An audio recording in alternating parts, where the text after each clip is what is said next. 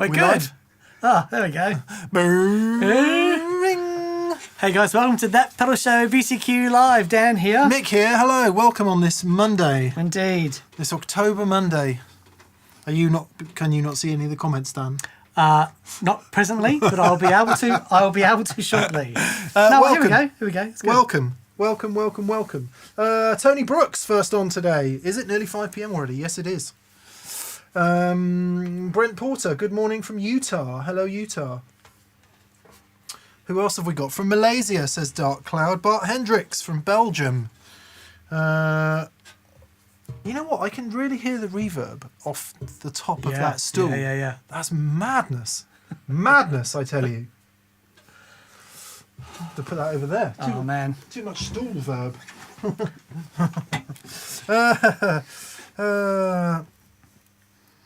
A petal, you said, was a man's petal.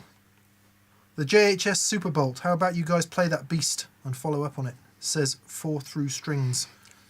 We have used it a bunch of times, but we should. We should. Yeah, totally. So many pedals we should use more. Good morning from Minnesota, says GBK26. Levi Garrett says, good morning from Michigan. Hello, Michigan. Hello, Michigan. Indeed. And Nathan James says, anyone know if Anderton's deliveries are safe? I need to order a new guitar and I'm scared of it being broken. Their deliveries are very good. They send enough guitars out for it to be... I mean, things always happen, unfortunately, and we don't want to jinx your delivery. No, I remember working on Guitarist magazine. It was only the extremely rare and expensive stuff that got broken. Of course. Squire Strats, never broke a single one. Well, you can't break a Squire Strat. Yeah. You ever seen someone trying to destroy a Squire Strat? It's hilarious. No, but I have had guitars turn up with no markings on the box, no markings on the case, and smashed to pieces inside. No. Yep. There's only one conclusion there, isn't there? Sure. Terrible. They got sent to Pete Townsend by mistake. Ian Vine says, why does Mick look so angry in the pic? Something must be buzzing. It's because there was a lot of stuff going on at TPS today and we were trying to get ready. Yeah. And I'm trying to take a thumbnail of me and Dan and I can't see the screen because it's not in focus. If you zoom in, I'm really, really not in focus either. So it's those sorts of things that make me angry.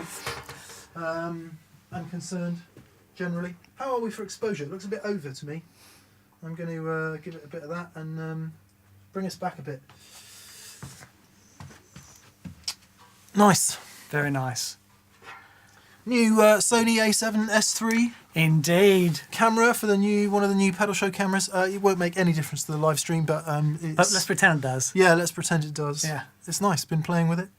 Good evening from Finland, says you've gone. You've gone. Hi from Brooklyn, says Michael Striano. BV Ninja, thanks as ever. Superstar BV. For moderating for us. Yeah, Thank you so indeed. much. Thank you so much. Jolly good then, Dan. Indeed. Got no top chats on. Are we turned on with top chat? I guess we'll find out soon enough. We'll find out indeed. Yeah. How's it looking, Fraser? Cool. We haven't got any guitars today because we never get a chance to play them. There's always so many questions that we don't actually get a chance to play. So we haven't bothered with that today. Greg Gaspard, hello from South Louisiana, USA. Hi, Greg. Do you need to do something, Dan? I need to run out and get my phone. Okay, you do that. I've turned on this two-step authorization thing. I'll keep the piece. Thank you very much. White Rhino says, hello from Winnipeg, Manitoba. Yes, hello to Winnipeg and all our good friends there, most of whom are named Landreth. John Galbo, hello from New York City. Greetings from Winnipeg, says Eric Radley. There's 2 of you in Winnipeg. Picked up a Dr. Z Jetta with my Blues Deluxe for wet dry and it's all your fault. Well, we hope you enjoy that. That'll be a pretty killer rig, I reckon. James Whiteley says, greetings, restringing my trusty classic 50s Strat while watching. Nice. Nice. Nice. I like the classic 50s and 60s guitars. Good guitars, those. That's a reissue, is it? When Mike Lewis was sort of becoming really important at Fender. Right. Back in... Oh my goodness me, it was a long time ago now. Really long time ago, because it was when I was a guitarist. We went to look at them. So it would have been late 90s. Wow. very early 2000s maybe. They redid. Well, no, for the first time ever, they did sort of period correct-ish reissues out of Ensenada, out of Mexico. Okay. A classic series guitars. They're really, really good guitars. Just replaced them with the Vinteras just recently. Right. So, affordable vintage style guitars. Very cool. Nice. Bruce Johnson, greetings from Florida. Please don't judge me. My wife used to live in Florida.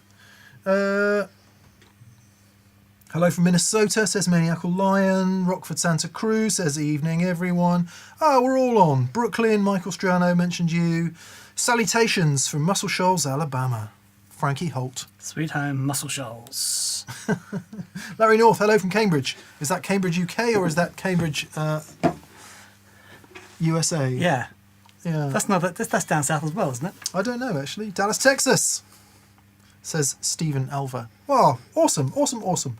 Nice to see you, lovely peoples. Indeed, indeed. Right, pause. I better pause that, otherwise that will kill our internet. Manuel Kuna, hello from Germany. Nice. Anderson's is second to none, says DB Jones.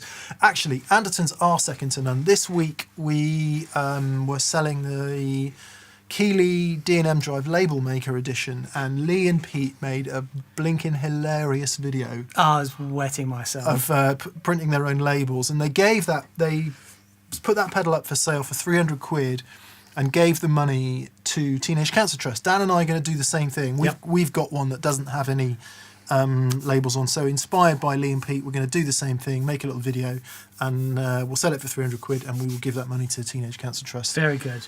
Which is a wonderful organisation. Yep. So yeah, keep Wonderful. a lookout for that. David Munro says, have a wet dry rig, thanks to you gents. Princeton and a Reverb. Get out, that is awesome. Added a Neo vent, a Neo mini vent. Would you suggest I run the Neo vent in stereo to the wet or to the wet amp only? That's a really great question. Both will work. It's really interesting with a modulation in one side. It feels like you get this big stereo image. You'll swear that it is stereo. Yeah. So try it both ways. There's no wrong way to do that. Yeah.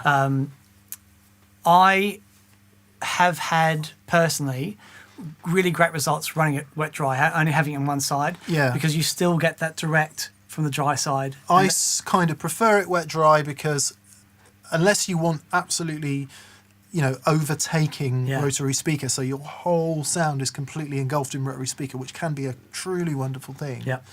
Having it wet dry, as Dan just said, just keeps the whole thing a bit more direct sounding. So try both. Yeah. And see which one you prefer, because you will prefer one. You won't believe the effect of wet dry. You will think it's stereo. I called Neil from Fender today. You may remember him from this show that we did at... Oh, yeah, when we went up and did the Fender pedals. Yeah. And so I was on the phone to Neil today, and I said, Neil, I've been playing the Deluxe Reverb. I said, I need to try the hand-wired one. Yeah. He goes, nah, you need to try the hand-wired Princeton. The Okay. 64 hand-wired Princeton. And I just went, yes, I do. Oh, is he sending some more stuff then? Well, no, we're trying to work it out. Okay. But I really do. The interesting thing with a 10-inch speaker and running that with an amp with a 12-inch speaker is a whole different world. And I used to do it with my AC10 twin and running that with the AC30. And it's the most incredible sound, but it's a bit weird. Yeah. Like it's impossible to work out what the phase is. The phasey weirdness. So hard. We get that with the Super as well, don't we? Right, yeah, exactly. Interestingly, incidentally, a lot of you have been asking about the Super Reverb, because we've done so much on the Deluxe Reverb just recently. A lot of people saying, can you compare the Super with the Deluxe? We will do that. I've been on to my friend Ignacio from Jensen Speakers. Right. Oh, let's sort the Deluxe out. Not the Deluxe. I don't love the speakers in that. In the Super, sorry. In the Super. Yeah. So we're having a little discussion about what could be a good replacement for it. Okay. So I might go with some ceramics, actually. Oh, really? Well, isn't the thing they do, two of them Alnico and two of them ceramics? Isn't that the thing for the Super? I don't know. I don't know is Okay. the answer. All right. I'm sure that is a thing. Matt Schofield ran 4 ceramics in his for years, in that lovely 64 that he's got. That sounds incredible. Yeah. And don't get me wrong, the P10R Jensens are kind of Mega. the right speaker Yeah, for yeah. that that amp, but they're just a bit too. It's a bit raspy for me. Sure. So I want it a bit stronger sounding. Anyway, blah blah blah. David Burke, David, this warrants repeating, I would say. Howdy, fellas. Where's the Mick Tapelaw signature Jazzmaster? I was quite proud of that joke. I might labour it, and so you should. It was a classic, David. Very good. Thanks for making it. For anyone who didn't see the show on Friday, Dan and I did the one colour pedal board challenge where we had to pick 4 pedals of the same colour and come up with a theme and do it. I couldn't find a yellow guitar that I wanted to play, so I put yellow tape all over the Jazzmaster. We need to decide what we're going to do with that. With the gem? Yeah. Well, just have it around and every now and then take it out so I can go. Okay. So you want to keep it? Absolutely. All right. Unless there's something worthy that we can do with it. No. It's just... Does it offend you? No. Okay. It doesn't. Good. I just want people to stop asking why I won't play it. The answer is because I physically cannot play it. The fingerboard is like flatter than a flat thing. Yeah, totally. The pickups just sound weird. And the bridge, I can't play a note on it without it going out of tune. Right. Which, of course, all the gem players out there, not least a certain Mr. Vi, where's the honker?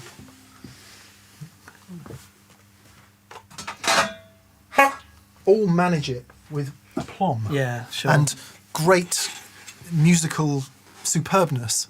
So the problem is all me, don't get me wrong, but it's not a problem I want to fix. So. Sure, absolutely. No, I think I like having that guitar in our arsenal. I really do. I'm glad it's over there. Yep. Good. The Great Dell says, you told me last week I should have plugged my pedal company. It's called Ragged Glory Sound. There we go. Everyone, please call up a browser and look for Ragged Glory Sound. Indeed. I would suggest inspired by Neil Young, but I don't know. John Fruin has been very kind. John, thank you, John. Maybe you've got a question there somewhere as well that you didn't quite get in time, so we'll try and find you. Indeed. And Andres Rex says hello from Brazil. Ah. Blimey. Ciao. That's it. Yeah. Single syllable, my Portuguese. Yeah. That's Italian as well, isn't it, ciao? Yeah. Yeah. I did have another one. I would say at the end of every class, but ciao again. There we go. Ciao and ciao.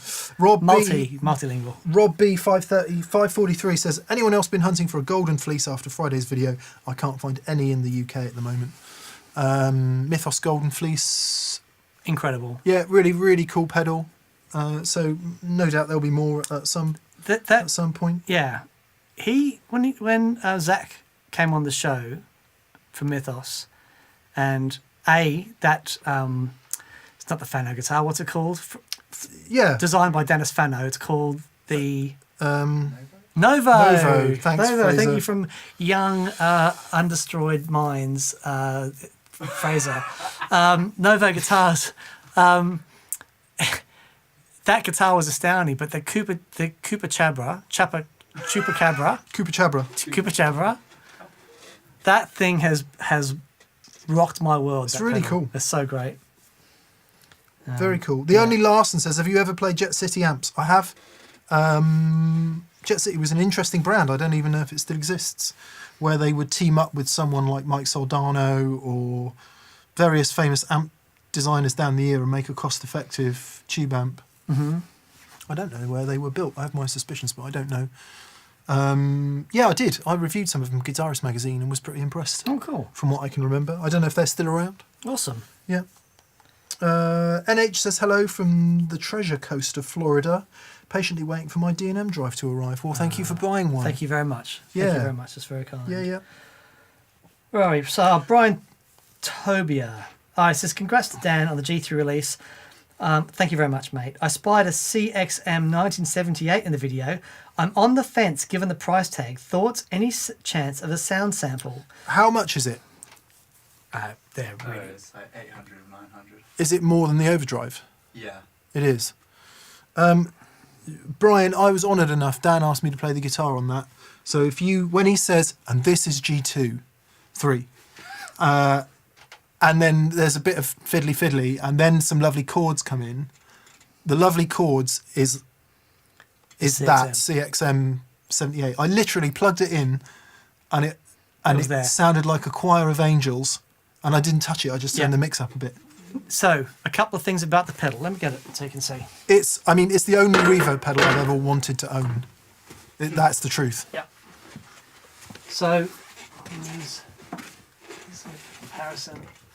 For anyone who doesn't know, Chase Bliss, Joel and the lovely people at Chase Bliss have gone on this crazy journey. Are we going to go down there? Yeah, we will. Yeah. That's okay. Called the Automaton series, where they have these controllable faders on the top. Actually, I didn't check the focus on that. Is it all right, Fraser? Pretty good. Yeah, close enough for rock and roll. Focus to photographers is as tuning is to musicians. It's kind of, it's up to you really. If you want it, it's all good.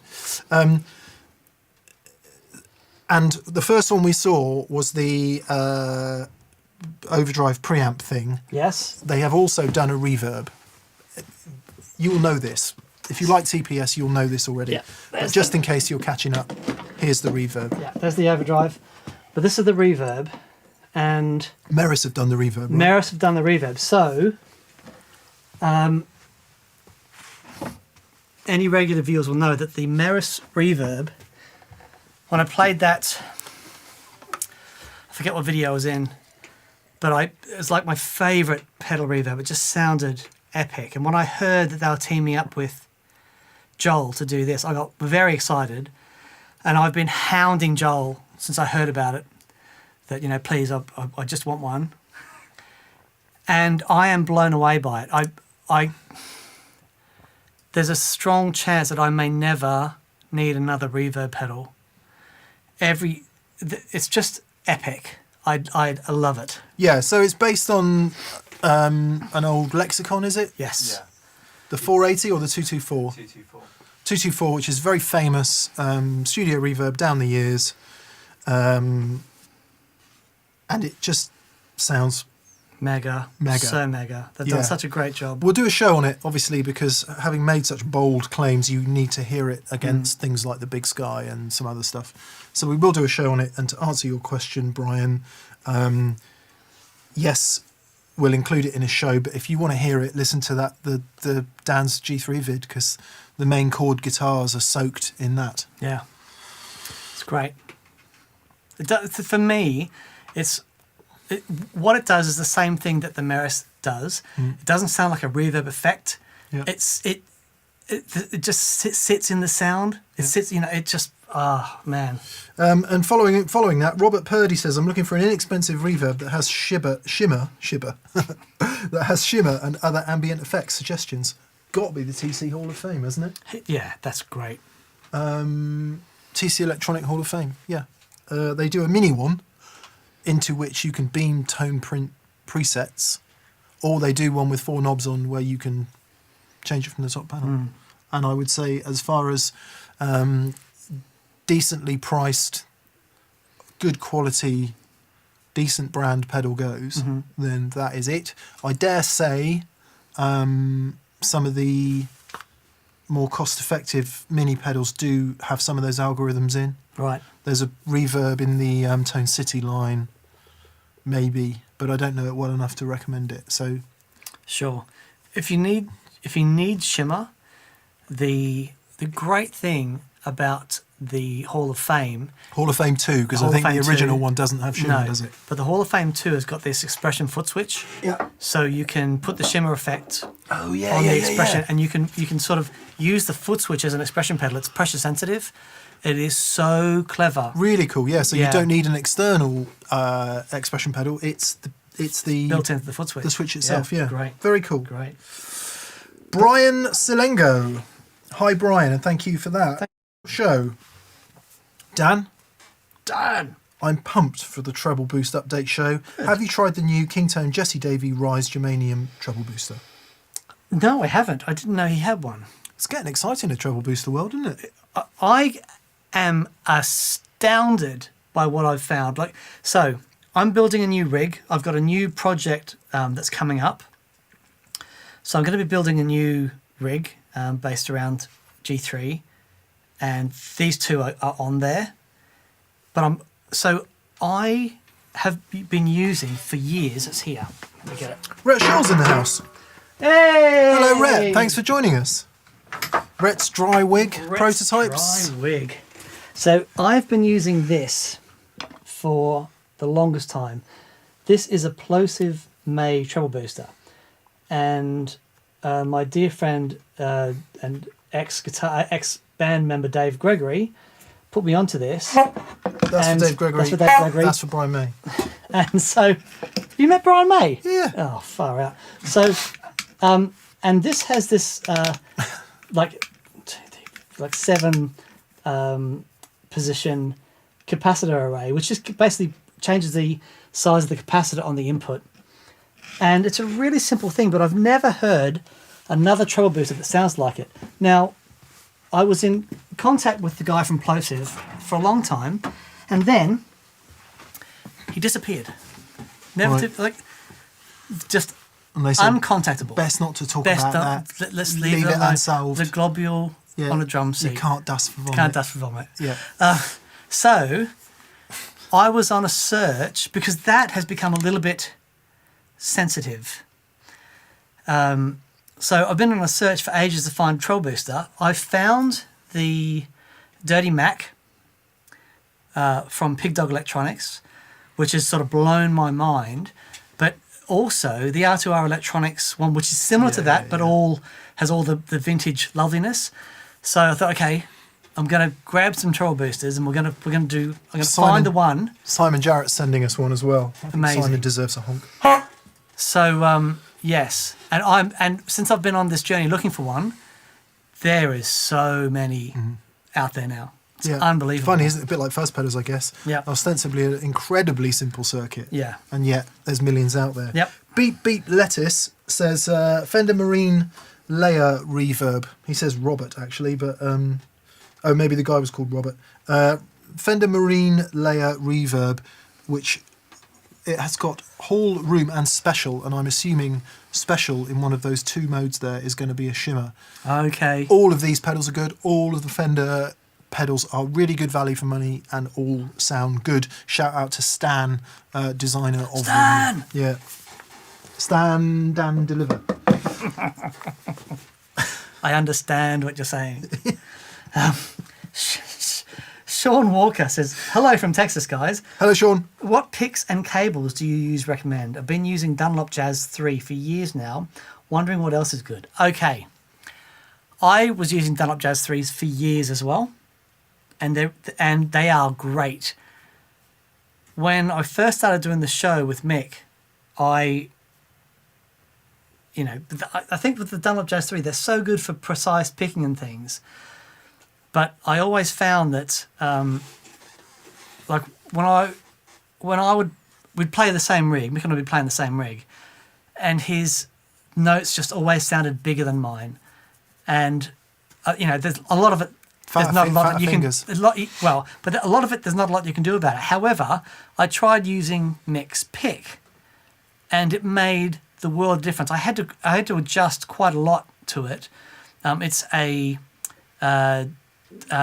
Dunlop True Tone 1.5 Prime Tone even. And they don't make them anymore, so we have to hunt on eBay for them. Yeah, they make lots of other prime tones, but just the standard 1.5 normal, like you can't see that, but anyway, normal sort of plectrum shaped thing. Yeah. They're Ultex, I think the material is, but they're sort of hand burnished, so you could try Ultex. What I find interesting with these is plectra are either too dark or too bright for me tonally. Yeah, right. And the ones I like the feel of tend to be too dark sounding.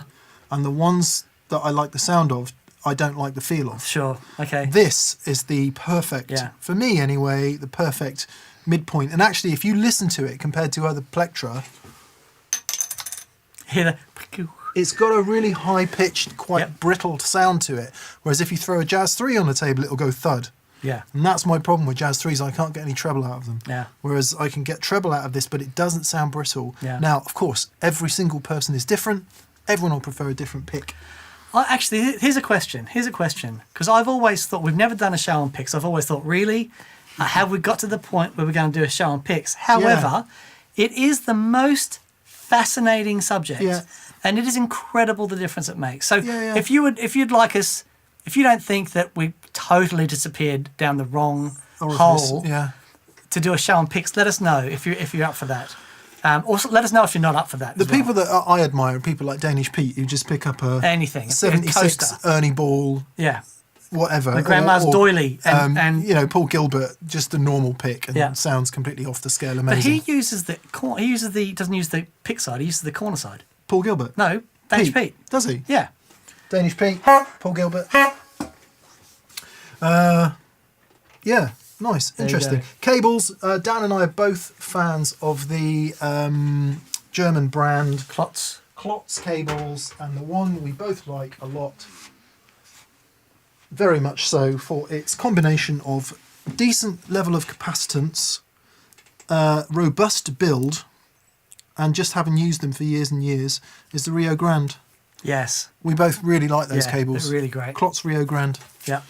In fact, Klotz, bless them, sent a load of cables because I asked them to, because I wanted to have a listen to a load. Right. And I've never got around to doing it like a nimblewit, but someone's called nimblewit actually in our comment section. I haven't got around to doing it, so apologies for that. But yeah, I like Klotz cables. Yeah. I got a couple of new cables coming in. Have you? Yes, what are they? I did. I've been talking to very interesting weekend, and I just got talking to Mason about cables. Oh wow! And he's sending a cable over to have a look at. Oh cool! Really high capacitance cable, but apparently sounds awesome. Yeah. So the capacitance in cables is so interesting. So sounds great with a massive buffer in front of it. Well, but it's really interesting how it's not just about capacitance. Yeah, you know. Of course. So anyway, of course. That's what I do. I have a beer and talk about cables for my weekend. David Rustad. Hello, David. Hey, it says, watching a J Maskus rig rundown, I always thought he hit the ram's head with a treble boost. But at least back in 2016, he was running a tone bender into it. It got me curious about running fuzz into fuzz. Any Mick and Dan wisdom? So it's... okay. Classic gain staging. If you look at... with those fuzzes, look at how much gain he's actually using on those fuzzes when he's running them into each other. If he's got the gain cranked and he's running something that's got a lot more treble in the front end, it will compress it even more and add a little bit more high-end fizz. However, if the gain on the fuzz that he's running into, it's like the big muff, isn't crazy, and it still has a little bit of breathing room left, when you throw something like a tone bender into that has a completely different EQ shape. It doesn't have the bottom end of the big muff. It's got more tone and more mid-range. The potential for that to sound huge is huge. Yeah, whereas if you have two fuzzes dimed and you smash them into one another, what you then get is mucky muck, which you may want, and that can be a cool sound, but the definition is gone and just doesn't. Yeah, I mean that's just like a big fuzzy mess at that point. Yes, Jason No says, can you guys do a wet-dry comparison between a chorus on both or just wet and a vibrato on just wet? Maybe use the Walrus Audio Juliana with its dry mix knob for consistency. This is a subject, Jason, that we've touched on before, where we've been talking about wet-dry. We usually throw a chorus in there and go, guess what chorus is? It's vibrato and mixed with dry signal. So we kind of have done a little bit of that before. But it is interesting with if you have a chorus versus vibrato, with the chorus you still have the dry signal on both sides and vibrato on one. Whereas with the vibrato, you've just got one side's doing that. So, and they're different sounds. But yeah, I mean, yeah. It's a cool way to do it. Cool way to do it. The Juliana's actually a good shout. We haven't got the Juliana yet, have we? We do. We've got the older one. They've got the Juliana's new, isn't it? What do we have? The Julia. We've got the Julia. The Juliana is the it's her sister. Stereo one. Yeah. Okay. Matt Lloyd. Hi, Matt. And thank you for your generosity. He says, hey, guys, I know you love delay and have several. I was curious what you specifically use Echarec, Echoplex, Bell Epoch, analog man, dual analog delay for, and where in the chain do you place each? That's a great question. So what are we talking about there? If with something like an Echoplex or an Echo Rec, I would, well, actually, no. Talking about something like an Echo Rec, that is very much a character delay. It's a really specific sound, and I would tend to run that after my overdrives. The longer the delay gets, the further down the chain it goes for me personally. Yeah, right. Would you agree? I would absolutely agree. So, standard pedal order would say stuff, wah-wahs and comp and all that, but overdrive, modulation, delay, reverb. That's what standard pedal order would sort of... And then you find lots of people who prefer certain modulations before overdrive. And then in the case of slapback, which is what you're asking, something like an Echoplex or a Bell Epoch can work really nicely before overdrive as that slapback kind of sound, and it starts to push the overdrives in a really unique way. Once you start upping that delay time, then you're getting into pretty grungy, gritty sounding delays, which is great. There's a lot of people who do it that way. Who does it that way? Simon Neil from Biffy Clyro does it that way. It's not entirely unusual in the shoegaze world. Yeah. To run reverse your delays and reverbs in the front before your overdrives. So there's as always no right or wrong. I think Dan and I probably, if we're going to run a delay before an overdrive, it's usually for a slapback. Yeah, is that fair? Absolutely. And the great thing about running a slapback in the front is that the more gain and compression that you have after it, you only need a hair of slapback, and it becomes sort of a character thing.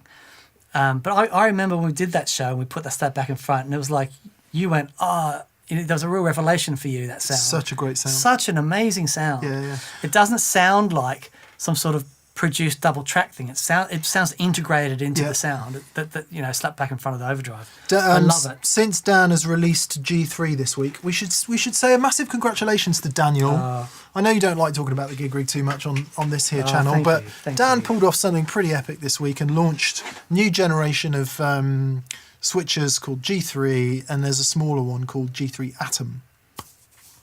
And obviously I've been privy to this for a little while now, and spurred on by that, I'm going to start using the Atom. And we've started to put a rig together, haven't we, where I've got a delay up front. But I'm just wondering if it's too much hassle. Really? Yeah. With the buffer after the fuzz and all of that. But we'll get there. Yeah. Anyway, G3, if you haven't watched the video, please watch the video, listen to it, and let's all give Dan a collective pat on the back. Thank you. For thank you. Thank you. An amazing achievement. And I'll just say that, so Mick did the video for me, and because I didn't know how to do it, but to be fair, and I've said this before, for some I wouldn't have trusted anyone else to do that for me. You did the most amazing job. Thank you, mate. I know, like this. If you haven't seen it, check out the stop motion that's in it. That must have taken you. We said, let's do a stop motion. It's like, how hard can it be? And there's me and Catherine in here, like with a roll of paper and a camera to the ceiling going, wow, this is actually pretty hard. So it was good though. It turned out really well, I thought. It turned out brilliant. Yeah, but there's a part where Mick's character pushes his clon on. Excuse me, can I have a smaller one? I swear I wet myself. It was absolutely hilarious. We used the little dolls that are up behind us. Yeah. But yes, and thank you so much, mate. Mate, it's easy when the product's good. So we will obviously be featuring G3 in TPS from now on, so you'll get to see it and some of the really cool things it does. But yeah, well done, Dan. Thank you, buddy. What a Herculean effort. How long did it take?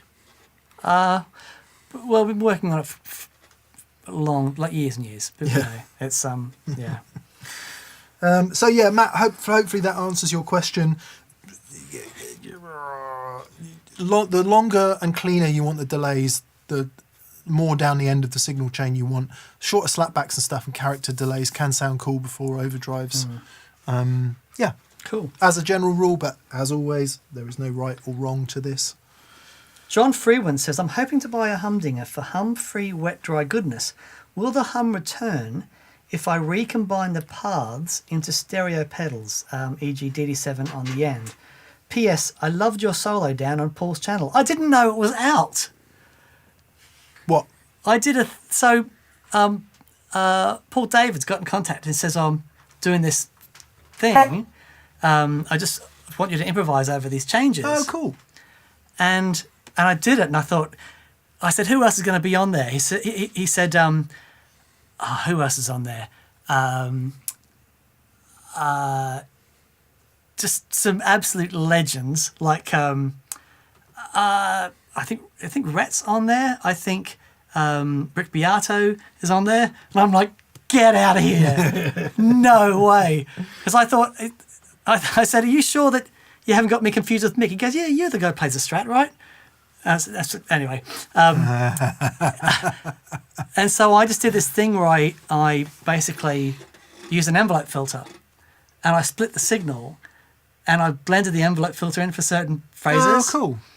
And it sounded really cool. I haven't heard it, but I had to do But yeah, I didn't know it was out yet. So yeah. For anyone who doesn't know, Paul Davids is an absolutely amazing YouTuber, educator, guitar player. Human. If you haven't heard of Paul, please check out his channel, Paul Davids. Yeah. And he's got like about 20 times the number of subscribers that me and Dan have got. Yeah, it's crazy. And deservedly so. We are going to be building him a rig. Great. When he can come over, he's going to jump on a plane. So he got in touch with me. He lives in the Netherlands. Yes. Because he got a DC-30 as well. And so we're both busy about them together. And I said, man, because he watches the show and stuff, bless him, and he's going to come over. I'm going to build him a rig. Oh, wicked. And so I'm sort of, with my mattress, I'm sort of trying a few things out for him and stuff, because the mattress has got this crazy effects loop. Yeah. It's ridiculous. High level. Crazy high level. And nothing really works with it. So we're just working on a few things to try and tame it down, but still not lose the character of the amplifier. That's really hard. But yeah, it'd be really fun. Really, as soon as this nonsense be done with, then he's going to come over. That would be a good day. Vibas Patil, hi Vibas, says, gents, I'm finding it hard to get notes to feedback on my Sir Badger 35. I set it fairly low in terms of power scaling, and I can't increase the volume since I live in an apartment. Pedals haven't really helped either. Any advice? Unfortunately, feedback is something you need a bit of volume for. Yeah. But you can do a great deal. I would suggest you buy an EQ pedal, which is what Dan was going to say as well. And you'll find that anywhere from like, I don't know, 400 up to 2K, but certainly in that 400 to 1K range is where you'll start hearing feedback. It'll be like this resonant frequency that you'll find, and things just start to take off. Yeah. It's why Tube Screamers are so good at feedback, because they have that hump at whatever the 700 hertz or whatever it is, 500 hertz, somewhere between there. And that will help you just get those. If you use like a fairly scoopy kind of overdrive sound, then feedback is super hard to get. You need to push those vocal low there's vocal mid-range frequencies. Yep, totally. frequencies. Yeah, so try that. Try that. Michael Whitney says, any thoughts on the new Fender Professional 2 lineup? The look of the thin line deluxe looking thing is just gorgeous. Yeah, I'm quite intrigued by the vibrato in the Jazzmaster. Right. They've improved it. Have they? Yeah. Yeah, Ryan from 60 Cycle Hum did a video on it, which I've yet to watch. Okay. But apparently they've improved the vibrato in the Jazzmaster a bit, which is appealing to me anyway. Josh Casper says, be honest, Dan, how much playtime has Red gotten since you've had the new Telecaster? You guys continue to lift my spirits higher than a beagle. Bless you. Okay, to be completely honest, it's had very little. However, I was playing with a couple of things with this telly, like string gauges and things, and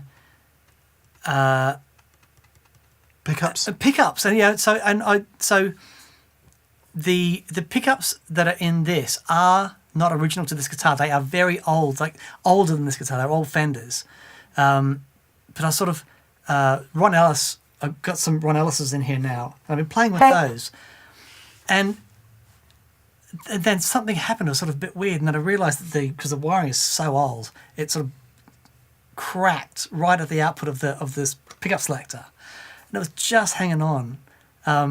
So anyway, I was getting a bit frustrated, and I put the guitar down, picked up Red, and went, "Oh my, this thing's amazing!" It's been so long since I played Red, and it feels so different to this guitar. Red's a little bit wider in the neck.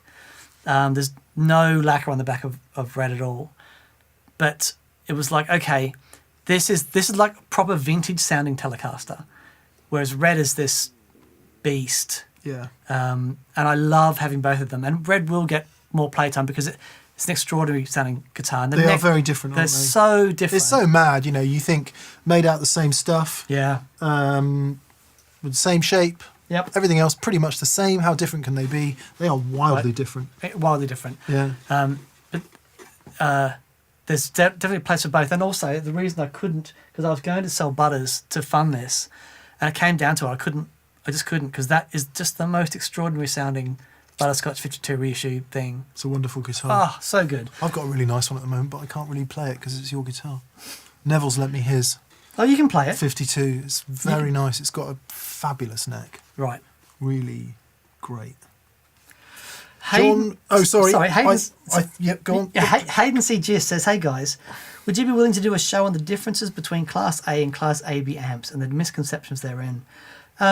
Yeah, we can do that. We'll get someone in. No, we can't. It's a quick explanation. You've got your cycle, a Class A amplifier.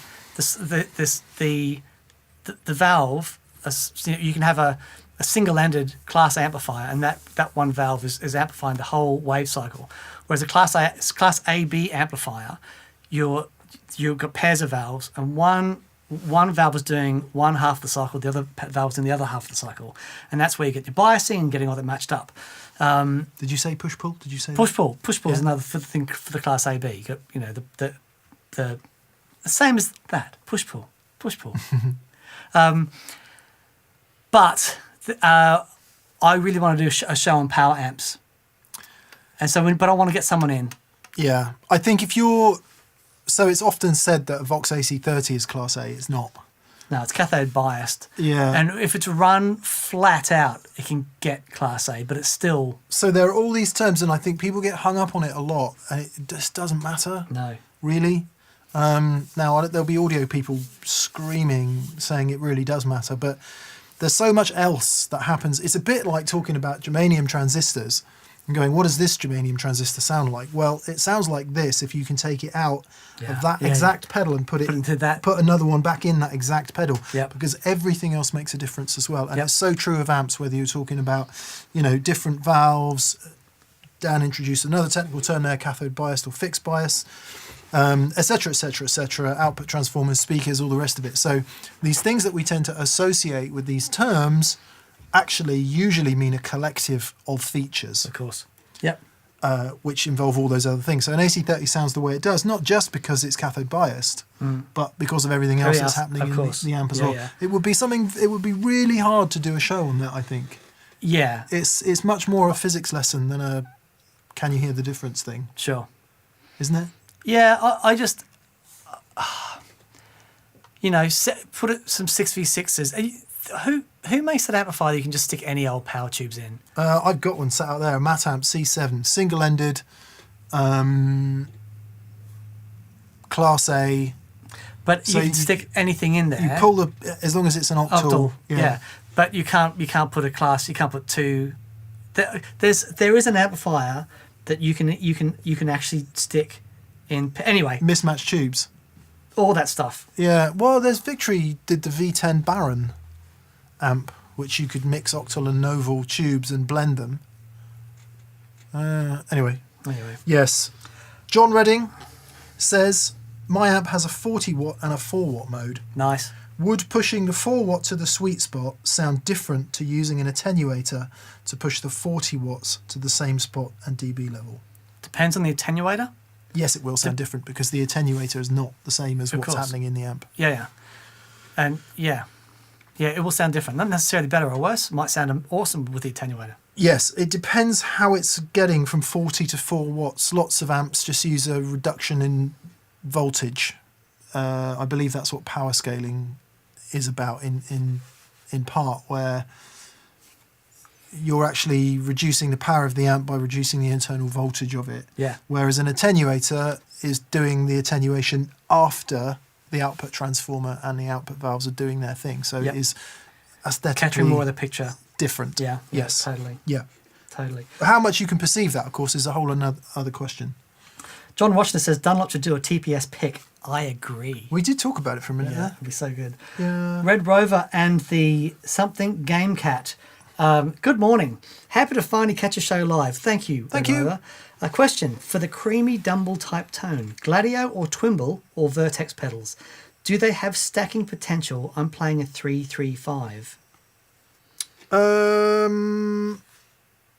You know a lot more about Dumble than I do. Yeah, trouble is, funnily enough, I've been thinking about this myself this week because I'm venturing back into Dumble Land a little bit with some stuff that we're getting from Simon Jarrett and a power amp and a new cabinet that's coming. So I've been lucky enough to play a couple of Dumbles in anger, and Are they really loud? they really don't sound anything like what you think they sound like. Right. So when you hear Robin Ford play his Dumble on Talk to Your Daughter or something like that, if that indeed was a Dumble, we all assume that this sort of really thick, and you use the word creamy, overdrive is what comes out. Right. And in part it does, certainly once you get it recorded and into a nice compressor. And Okay. you hear one of those things in front of it, it's viscerally loud. It is aggressive, like frightening, scary through that EV speaker. Those things, and if you like play a 2-Rock TS1 or something like that, it's like, holy moly, a lot of the Dumble sound is volume. The Steel String Singer, is that the Dumble? I believe so. Because That's a different thing. It's a different thing, but when we were at NAMM and 2-Rock had their Steel String Singer thing, that's the loudest Silver. amplifier I've ever heard. That's different. Okay, so I'm talking, and what we're talking about here, sorry, who was the question from? From Red Rover. Red Rover, sorry, Red Rover. I'm behind Dan a little bit. We're talking about the Overdrive Special. Okay. So Dumble does the Overdrive Special, which Robin Ford used, which Santana used, which loads of people used. Okay. What you're talking about is the 150-watt Steel String Singer, which is what Stevie Ray Vaughan used. Okay, but still a Dumble. Massive clean amp. Okay, cool. Yeah. Okay, right. So back to your actual question. I'm not really sure that any of the pedals really sound like that amp. We love the Gladio. Gladio's incredible. It just sounds exceptional. It does do that stacking thing really nicely. So again, for anyone who doesn't know, Dumble clean channel, and then it cascades into the overdrive channel. So when you engage the overdrive channel, the clean channel is still in the game. Yeah, you're not swapping channels. You're simply adding another gain stage after that. Quite important to that sort of sound. Yeah. What was the other one? The Vertex. I haven't spent enough time with that to really know. No. And the Twimble. other one, the Twimble. Twimble, if you listen to the demo on the Mad Professor website, Right. with, I think the guy's name's Harry who plays, maybe? Harry's the main guy. Yeah, the guy who plays is, so annoying. I see him at NAMM every year. He is the most magical guitar player. And he makes the Twimble sound epic. Literally exactly Right. like the... In fact, it might even be the cymbal. Makes it sound exactly like the Overdrive Special. What's it going into? Hot Rod Deluxe or something? Can't remember, but he's got an ODS there. Okay. But yeah, what's the Twimble going into? I can't remember. Okay. I can't remember. I've got this Dumble, and I've got this Twimble going into another Dumble. Twimble and bypass. It sounds exactly like it. So they're all kind of there, and of course, then you've got all the others in that world as well. Yep. There have been so many Dumble types down the years. The key, and this is going to come off pretty bad. None of them sound as good to me as the Page ODS being hit by the Maiden D by Kingsley, because it's valves, right? It's valves doing it exactly the same as it's done in an ODS. Yeah. So that's a very special sound. That's well, you're going to get to hear it soon. Yeah. So. Yeah. Unreal. Lots of love for the pick show. I think whichever one you feel most connected to. Is the one you should go for, because I think those tones can be extracted from those pedals. Yep. With the right kind of touch, especially with the 335. Very nice. Sonia Leaf, here's to doing a Plectrum focused episode. Keep up the good work. Thank you, Sonia. And Duncan Westbrook, Mick, will we ever see a development on the casino? Yes. Would be awesome to see you throw some Lola pickups in it and see what you can get out of it. Yeah, it's actually my next project because I've been a little bit tied up with various things, not least Dan's G3 video. It took a bit longer than we hoped. And I need to get my teeth into something. I've got a couple of things coming up. I've got crazy wet dry and stereo Dumble inspired rig, which is a big part of what's going on at the moment. And then definitely the casino is on the list. I was going to get it refinished, but I was talking to Scott at SC Relics about it, and I just think it's going to be too much work to refinish it. Okay. He said he did one, and he vowed he would never do one again. Really? Because the finish is like... Yeah. So I think it might be more realistic to actually do it without getting it refinished, so you do hear the effect of the pickups. Oh, and a lot of people were asking, did the tape destroy the Jazzmaster? It didn't even leave a mark. The second we stopped filming, I peeled it all off. Yeah. Because I knew that if I left it on there, there'd be a residue. So it just came straight off. So yes, we will do that. And I'm really looking forward to doing it, actually, because Casino's a real fun guitar. Or it will be when it gets some Lollas in it. Chase Wood says, if you have no tube amps and $1,000, do you buy a single classic style tube amp, or do you get 2 cheaper amps for wet dry? Love you guys. That's a really interesting question. What a great question. Yeah, I think it depends on... I'd buy 2 Pro Juniors. Yeah, so if you're... 2 used Pro Juniors. If you're going to be at home and all you're playing is at home, what Mick said, a wet dry with 2 small, great little valve amps at home, what it gives you is this sense of space that you can only really get otherwise, like playing in a room with volume, right? The 2 little amplifiers running wet dry, it's the most epic sounding thing. They're more than the sum of their parts. Isn't it incredible, right? Yep. However, if you're looking for amps to gig with, Jeff Beck gigs 2 Pro Juniors is all I'm saying. He does, doesn't he? We saw them Yeah, there. but he also but they're sat on top of 100-watt Marshalls. No, they were there on the floor. He just has them mic'd up really loud and brilliant monitors. There's a couple of Jules Hollands, at least one Jules Holland where he's on just with 2 Pro Juniors. Really? I think so, yeah. Okay. Yeah. Well, there you they're go. loud. I mean, they're crazy loud, those amps. Okay, there you go. 2 Pro Juniors. Yeah, that would be our recommendation. There are other small valve amps When you get really them, good too. take a picture of the rig, put it on our post-it, tag us on the Instagram because I really want to see it. Yeah. See all the love you get. Yeah, it'd be awesome. Bugera make a 5-watt tube amp that's really inexpensive, and there's some others around as well. But what about solid state options or modelling? Some of the smaller Fender modelling amps are really good, like the what's it called, Mustang. I always really like the Mustangs. I always thought they sounded pretty good. But I think everyone watching this knows that Dan and I are massive fans of tube amps. So hand on heart, that's all we're ever really going to recommend. Yeah, totally. They're all great. The one thing that a nice tube amp is going to give you is a real connection between the guitar and sonically what you're hearing, and what that does for your playing is wonders. It reveals things in your playing that you probably didn't know you needed working on. It's great. Yep. Great for me. Great tone is the fastest way to improve, because you hear things you weren't hearing before. Ingle TD or Inglet TD or Inglet D says, you've done several great shows on delays with modulation. What's your favourite mod type in a delay, in particular with short delays? Chorus, vibrato, flange, simulated random flutter, none or any of the above? Original Memory Man with chorus on. That is a very spectacular sound. That is the sound of modulated delay for me. Yeah. I mean, you're saying short delays. Obviously, the shorter it gets, the less you can hear it. Yeah. You need little bit of repeat there in order to... Unless you're doing long, sustained chords, and you've got that behind it. I suppose if you've got plenty of feedback in. Yeah. And that's okay. Mine remains I've re-put the Analog Man ARDX20 back on my board last week because Joey Landreth sent me a picture of the one he's just bought, and I'm like, oh, wow.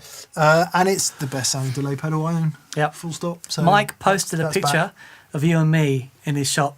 Oh, no way. Who are these geezers that are breaking into my shop? Yeah, he's so great. Manica Lion says, Mick, can you clarify some info for a twin reverb? It's 1970, 100 watt and no master volume.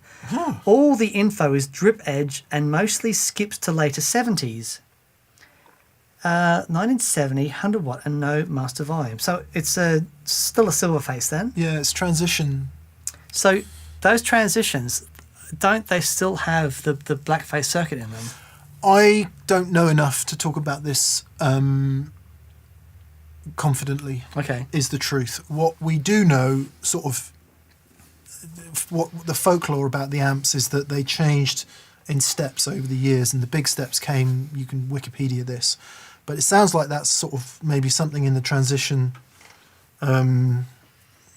Yeah, I don't know. You'd need to talk to someone who knows what they're talking about there, and that, in this instance, is not me or he. Gabriel Rodriguez says, I can probably Google this, but I'd rather support the channel. Thanks. Anyway, what the heck is shoegaze? Oh, shoegaze is a genre of music that Dan and I really offended a few years back.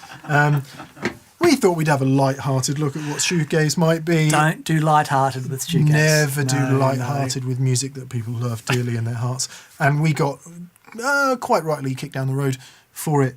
A, because we didn't really understand it, and B, because people felt terribly offended. But it was hilarious. I haven't laughed that hard in years. It was funny. We would have the temerity to call certain bands shoegaze when they're not shoegaze. Yeah. Britpop. Yeah, but the idea is we got it wrong. Lots of pedals, right?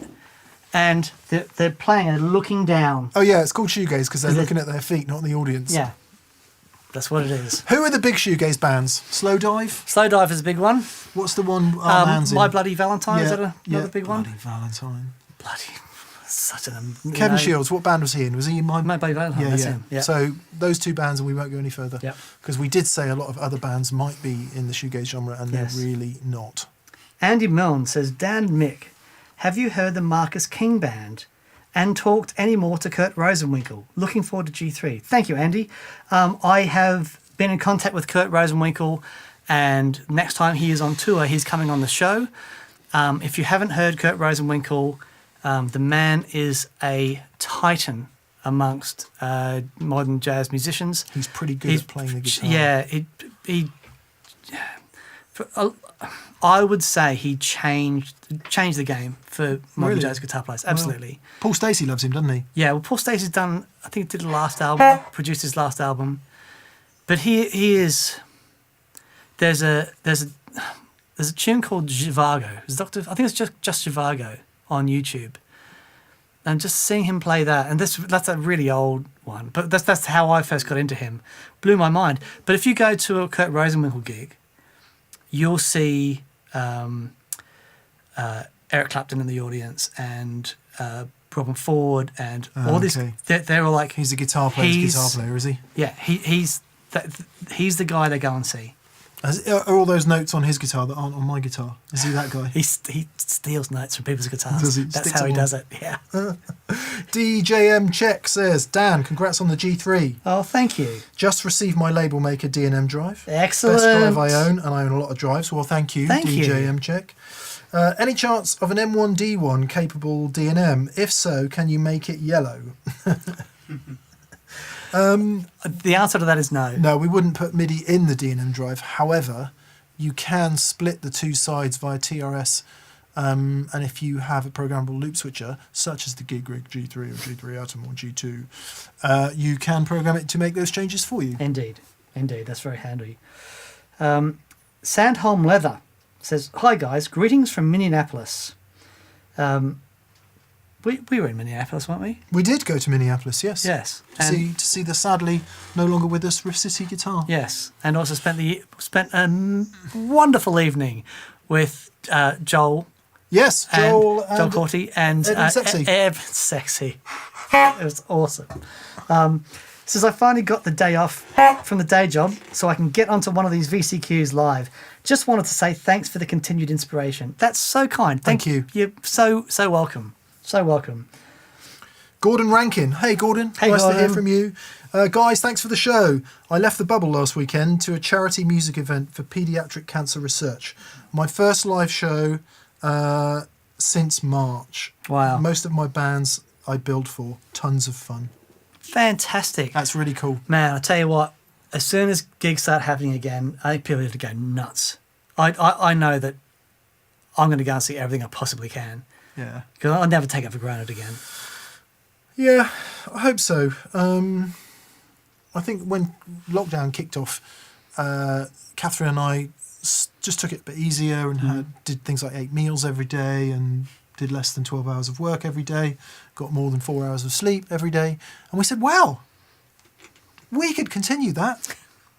Literally lockdown ends, boom, straight back in the game. Yeah, right. Crappy food, no sleep, too much work. No. So I don't know. I hope we do. I hope we go and see gigs again. I hope people aren't scared to go and see gigs again. No, I think by the time we're allowed to, it'll be fine. Yeah, I will retell my sitting on an EasyJet plane and getting herded on a bus with no social distancing whatsoever 2 weeks ago. Right. That was insane. Yeah. Anyway. You see sports events and stuff where they're all crammed in. It's like, okay, you can do that, but can't do gigs. Anyway. Yeah. Tom Bromby, I think I'm catching up with you, Dan. Okay. Tom Bromby says, Dan, I'm excited about G3 Atom. Oh. Can you use stereo TRS loops to incorporate more pedals, i.e. stick a pedal on left and another on right? I need 8 loops. Okay. You can stick a pedal on left and right, but they'll both be on together. They'll be in parallel, basically, when you turn that loop on. So there are 6 loops, each of which can be stereo on the Atom. However, the auxiliary, the tuner auxiliary, is a TRS send and return. So you can use the auxiliary tuner as another loop, sort of pre everything else. Yeah. So there's 7 loops on there. Ah. Oh, that's interesting. Yeah, there you go. Matthew Turner says, greetings from Alaska. Sorry, I'm not going to try and pronounce the first part of Alaska. A small Yupik village way out west. Wow. Dan and Mick challenge, put a wah pedal in the effects loop of a delay pedal. Yeah, cool. Oh, nice. Yeah, nice. Cool. Love that idea. Serpentor 21 says, evening fellas, just wanted your opinion on a decent reverb that doesn't cost a month's rent. We did talk about this earlier on. The Fender Marine Layer reverb would come fairly close to the top of that list. The TC Electronic Hoff or Hall of Fame 2 would come close to that. I don't know how much a Boss The Boss reverb is fantastic. RV5 or RV6 is these days. They're really good. Really, really good Boss RV6. You know, all decent brands that you can really trust. Yeah. For the most part. Yep. Yeah, I would go for one of those. Boss RV6, Marine Layer reverb by Fender, or Hall of Fame 2 by TC Electronic. GFI Specular Tempest, if you want to go out there a little bit. A little bit more expensive. Is it? Yeah. Yeah. A little bit more. But, it depends on where you live for that month's rent. Yeah. But that's a really good one. Yeah, blimey, if you live in Manhattan, you could buy a vintage Lexicon. Noah Bottomer says, Dan, I saw only red pedals, but I heard only brown notes. He says, awesome drones. By the way, D&M Label Maker Edition looks and sounds great. I'm well pleased. Thank you, Noah. That's great. Thank you. That was fun. Honestly, one of those things I wish you could have been in the room for, because, freaked Fraser out, to be fair. The lower end coming from the high watt with that loop. It was... I want to republish that video without Fraser's fantastic EQ work that he did on the audio. To try and make it audible. I will win. It was literally inaudible in this room. Is that true, Fraser? Yeah. So a bit of audio cheating there. Oh. Wow, look, the lens is so wide this week. Look at that. My arms look like 100 miles long. Jonathan Burton. Awesome. Hang on. Do it again. You ready? Yeah. I bought bought this new camera, so I bought a second-hand lens to go with it, a 25mm lens, which is a really nice looking lens, but 25mm is really wide. Let's give the audience a hug. You ready? Yeah. Oh, we love you. Okay. Jonathan Burton says, "Hi guys, are there best bet type of pedals or settings for OD pedals and amp to achieve grit that when you lighten the pick hand lets clean notes peek out? Yes. And growl harder when you dig in. Yes. I so enjoy these VCQs. Thanks so much." There are a few pedals that sort of claim that to have better dynamics with the gain dynamics. Yes. Now, I have heard it said that a slightly lower input impedance can help that. I think a lot of it comes down to the pickups, though, because if you've got a high output humbucker, a lot of that compression is happening before it even hits the pedal. Right. So, which is why if you think about, like shred guys, they're getting a lot of that note evenness from here before it hits any of that stuff. So that's half of it, I'd say, depending on... So, yeah, your attack to the guitar and what the guitar's doing. Absolutely. But once you get out, from there, if you've got enough dynamic range in the pickups, yes, impedance is massive. A lot of the more sensitive pedals will actually have lower input impedance. Yeah, I had heard that. Yeah.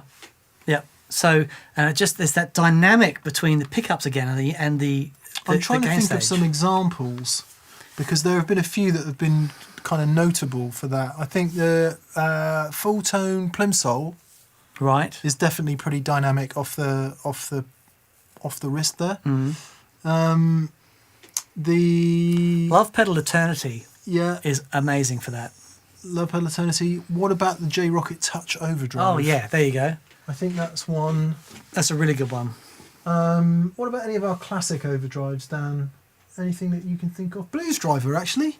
Blues Driver's great. Yeah, Boss BD 2 Blues Driver. Yeah, it sounds great out of the box. The Keeley modded one is just superb. They don't do it anymore, unfortunately. Don't they? No, I think it's a long time since Robert's done mod stuff. Yeah.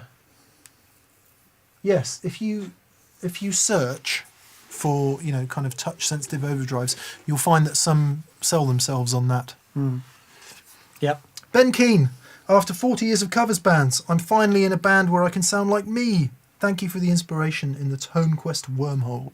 You're welcome, Ben. That is fantastic, Ben. Well done, mate. Sounding like you can be a real pain in the butt. Because when you do challenges on that pedal show, people say, Mick, you just sound like you. Which is, of course, the best compliment anyone can ever pay you. But it means you can't sound like anything else. I mean, it's what we all want, isn't it? But then someone says, can you play? And you're like, no, I really can't. Yeah, but you can. You can. Stark Films Inc. says, Mick, rumour has it you bought one LS pickups for your 335. If so, did you go with the LRPs or the 59 Bettys? And how did you pick? Sorry if this is all 100% slanderous gossip. No, right, okay. What happened? I got to the point with Ron that I decided I was going to have some SIGs. Because I wanted something that was going to lop off a bit of bottom end and be very kind of articulate sounding. I think they're the ones that Doyle Bramall has in his Collings. And then I had a little 5-year-old hissy fit when Gibson decided to sue Collings. And I was like, what are they doing? Those corporate buttholes. I'd never playing another Gibson guitar as long as I live.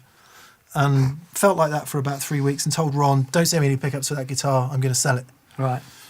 And then realised that wasn't going to happen. Fallen back in love with the 325 and the Les Paul. I could care less what Gibson corporate big wigs do because I can't affect it. So, there's no point worrying about stuff you can't affect. So I may tap Ron up again, partly because I thought it had gone. This guitar, which is not an ES335, has been a complete revelation to me. No, it's astonishing. Incidentally, if you listen to the G3 video, it's all that. It's all this guitar, apart from the bit with the flanger. Right. At the front.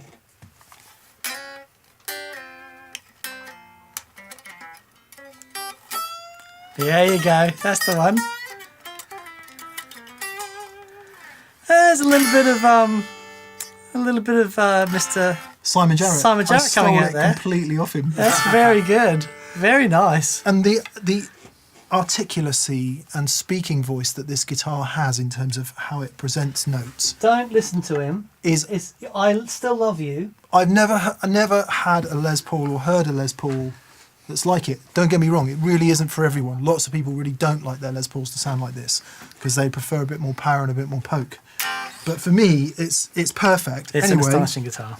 Anyway, so I'm going, what I really want is for this to get rid of some of that bottom end bloat and be a bit more like that. So I think, as a very long answer to your question, I think I'm going to tap Ron up again and see if we can revisit the SIG signature.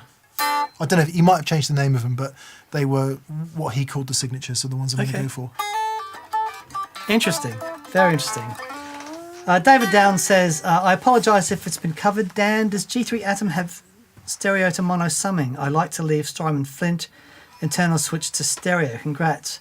It doesn't have it at the moment, but there are 2 mixers on the output, so I can't see any reason why I can't do that. I'll have a look, and yeah, if you want to contact us over at GigRig, just yes.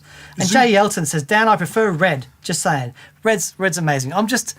I'm emotionally attached to this guitar at the moment because it's something that I've yearned for such a long time, and here it is.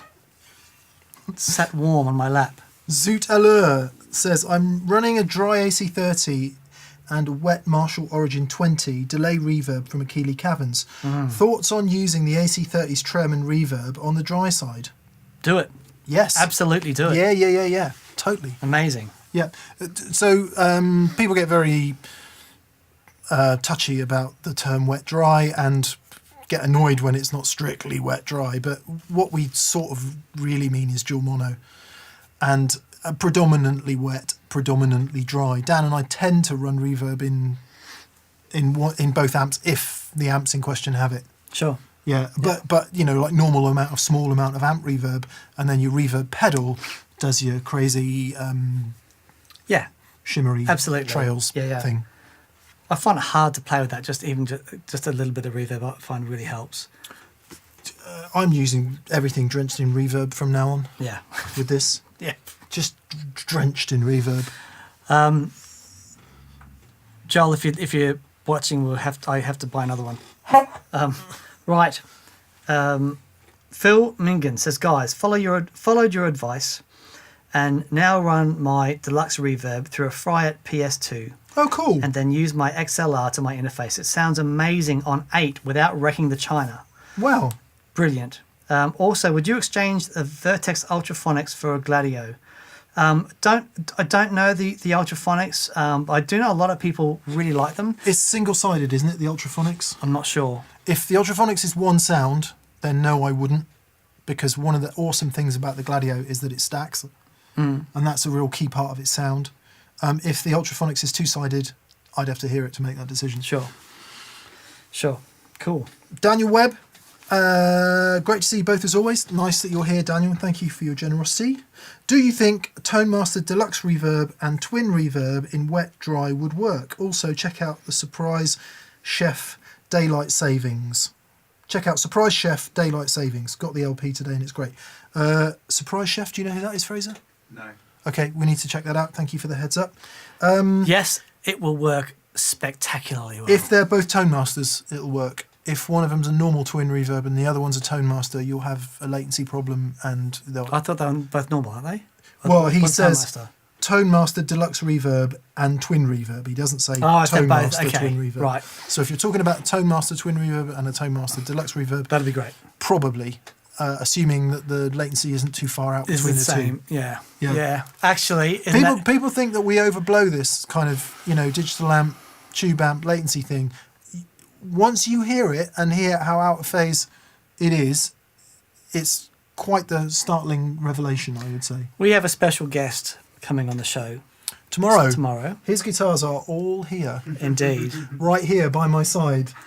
And if I show you one of them, you're going to know who it is. Yep. So I won't. And he has a lot to say on that subject. Yeah. Yeah, it's very, very interesting. Yeah. Okay, Tad Lusk. Hi, guys. Wondering if you're familiar with Jimmy Herring or Trey Anastasio. Oh, yeah. Amazing players with technique, taste, and tone. Think you'd like them. Jimmy Herring, are you kidding? Are you kidding? Awesome, awesome, awesome player. Kind of sits in that, for me, Jimmy Herring sits in that place of playing really killer blues, but with all the kind of quick fusion-y chops as well. And did Jimmy Herring do some Steely Dan stuff? I don't know. Maybe. Or maybe play with Donald Fagen or something. I don't know. Anyway, unbelievably good guitar player. Trey Anastasio, big friend of Analog Mike. Oh, cool. Yeah, I'm less familiar with his work, but yeah. You? No. Yeah. But I shall check them out. Marcus Flores. Hey guys, good morning from Livingston, California. Do you know of any delay pedals similar to the Providence Delay? Yeah. Well, they still sell the Providence Delay. They do. And I've actually got the new... Chrono Delay, it's called, isn't it? Yeah, the Chrono Delay. And also, I've been mucking around with the Future Factory. Yeah. And boy, oh boy. Yeah, what a thing. Which is a more complex version, a significantly more complex version of the Free the Tone Flight Time, which is also a great version of that sound if you want it. Yeah. It also adds modulation and stuff like that. But is there modulation in the in the Providence Delay? No, Providence is straight up. That's what I thought. Yeah. Yeah. And we have one here, or I've got it next door. It sounds spectacularly good. It does. Yeah, so they still make the Providence Delay, and failing that, Free the Tone Flight Time, although it adds a lot of extra stuff that maybe won't appeal to you. John Freeman says, me again. Question was, will the Grand Loop hum return if I combine wet... Sorry, I didn't get to his question. I'm such an idiot. I'm sorry. Me again. Question was, will the Grand Loop hum return if I combine wet-dry paths through stereo pedals at the end? So John was asking about having a humdinger with using a wet-dry thing. If you take that signal from the humdinger and bring it back into... to the end for the stereo pedals, and then you take the stereo pedal out to two amplifiers, then yes, you have a likelihood of an earth loop there. So it depends. If you're going to run stereo amps and you're getting an earth loop, just use the humdinger after one of the amplifiers there, and just use the isolated output is the best way to do it. I had to do that when I was messing around with the CXM the other day. Oh, really? Because I just stuck it after my pedal board. Oh, okay. Right. Yeah. Justin Garcia says, hey guys. Hello, Justin. Wondering on thoughts comparing rack to pedals. Seems the higher end the pedals become, the closer we get to the fidelity of rack units. So again, there are rack units and there are rack units. You know, we were fortunate enough to visit TC Electronic, and we talked to the designer of the legendary 2290. He was there just hanging out. And we're just like, oh my God. And so we sat down and chatted to him. Like, that thing, what has gone into that machine is unbelievable. And I don't think you could do it today and turn a profit the way that thing's made. You know, it would just be done so differently. There are awesome rack things, and there are things that are compromised. So, you know, all rack gear that doesn't fall under sounds great.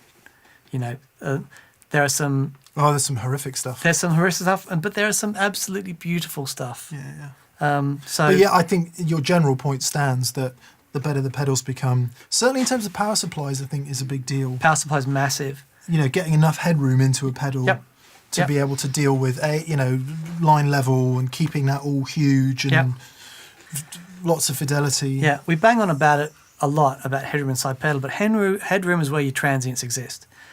And there is so much information in that transient, and that if you don't have the headroom to, for that to exist, then a lot of information is lost. So yeah, power supply is absolutely huge.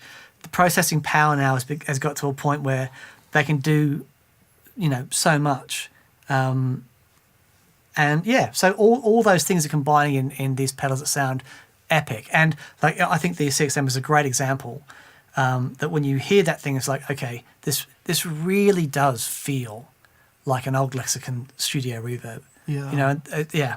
And then, it's of course, getting there. You have all the benefits of pedals too, like it's all at your feet. Yeah. You don't need a refrigerator with a fan in it and a Rocktron Hush or some other kind of power conditioning. Or the Hush 2. Yeah, you know. Yeah.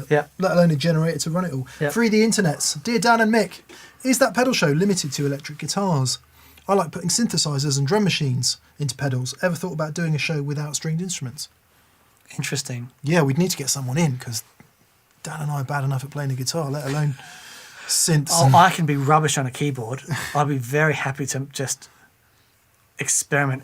Would be hilarious, dude. I mean, we'd probably get beaten up much worse than we did in the Shoegaze show. Dan and Mick do Euro rack beat pop. I've just made that up. Can we now? Wow,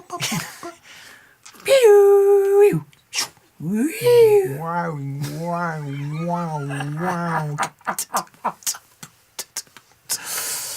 wow. Driving down the Autobahn. Fraser's tutting. He loves that kind of music. Rolf Martin Halderson. Yes, we should. Thank you, it would be hilarious. We'd be rubbish at it, but totally. And I think there's a lot of very passionate people who do exactly that. Check out, in the UK, there's a fantastic retailer called Soundgas, and they sell some of the most amazing old things, and they are really into that stuff and really know it. Let's go to Soundgas and make that video once COVID is more manageable. Done. Yeah. What a great day. We can get those guys to show us how to do it. Yeah.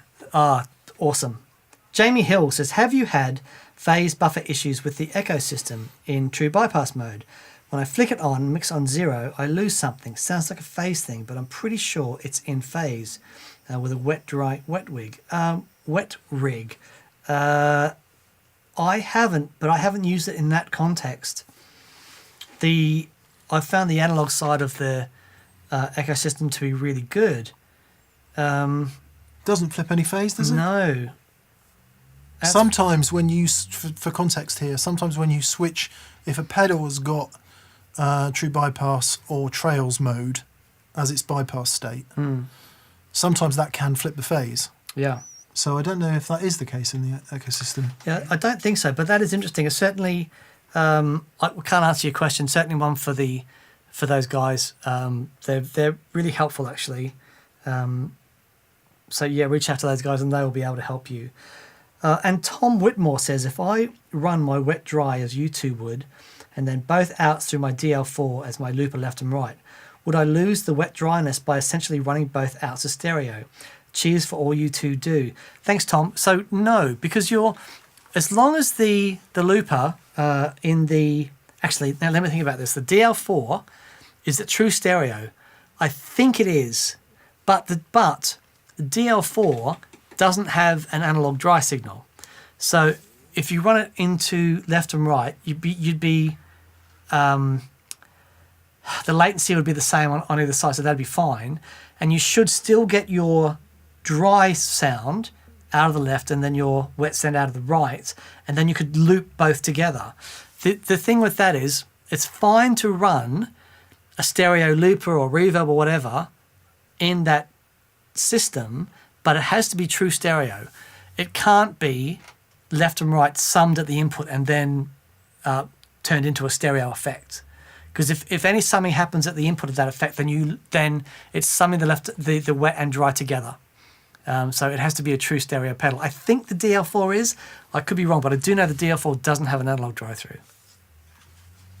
There we go.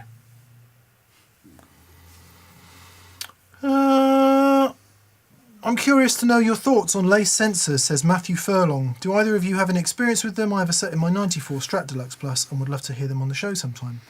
I got some of the best sounds I've ever had out of lace sensor pickups back in the 90s. The Strat that I used before I butchered it and put a Seymour Duncan Invader in the bridge and a 59 something in the neck. Did. I totally did. Yes, and you it did. was awesome. But before that, it was a Strat Plus, and it came with lace sensors and gold lace sensors. I was going to say gold ones, wasn't it? On the Far Strat Plus out, for a minute man. there. That was, and that with the Sovtech. Yeah.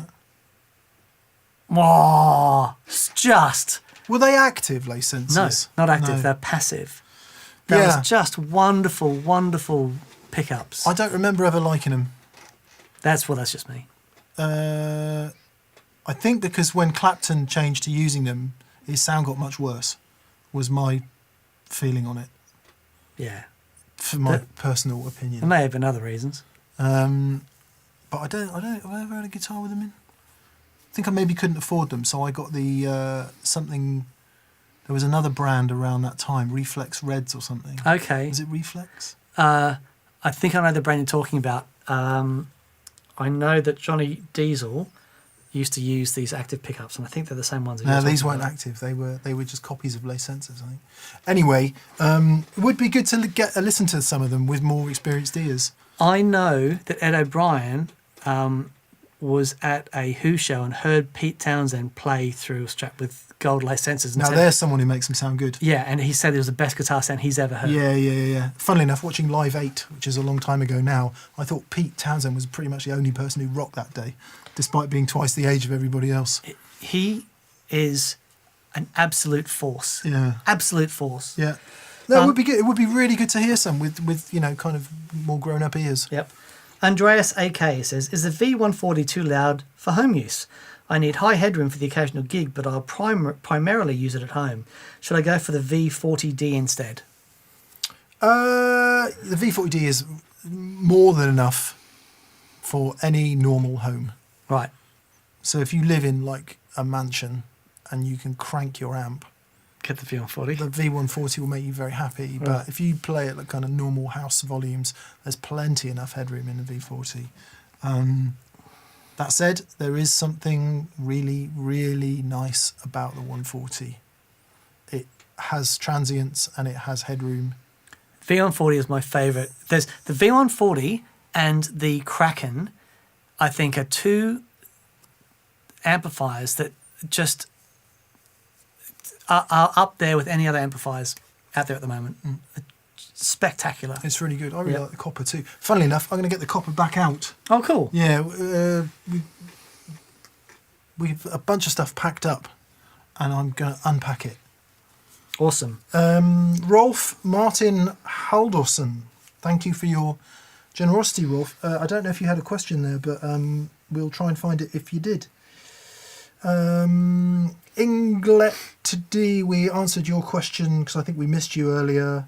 Victor Eduardo Lopez says, hi, gents. Which speaker would you recommend for Sheriff 22 and 1x12? Greenbacks. Greenbacks. Yeah, greenbacks all the way. For me, I Yep. really like greenbacks Yep. in Marshall type amps. And Nick Orr says, hi guys, love the Deluxe Verb show. Dan, please try taking out V1 and putting a 12AX7 in the phase inverter slot. It's magic. Love from Ann Arbor, Michigan. Taking out V1 and putting a 12AX7. Okay, I'll give that a go. That sounds like fun. Is it a 12T7 or 12Y7 or something in the phase inverter at the moment? No, he's saying V1.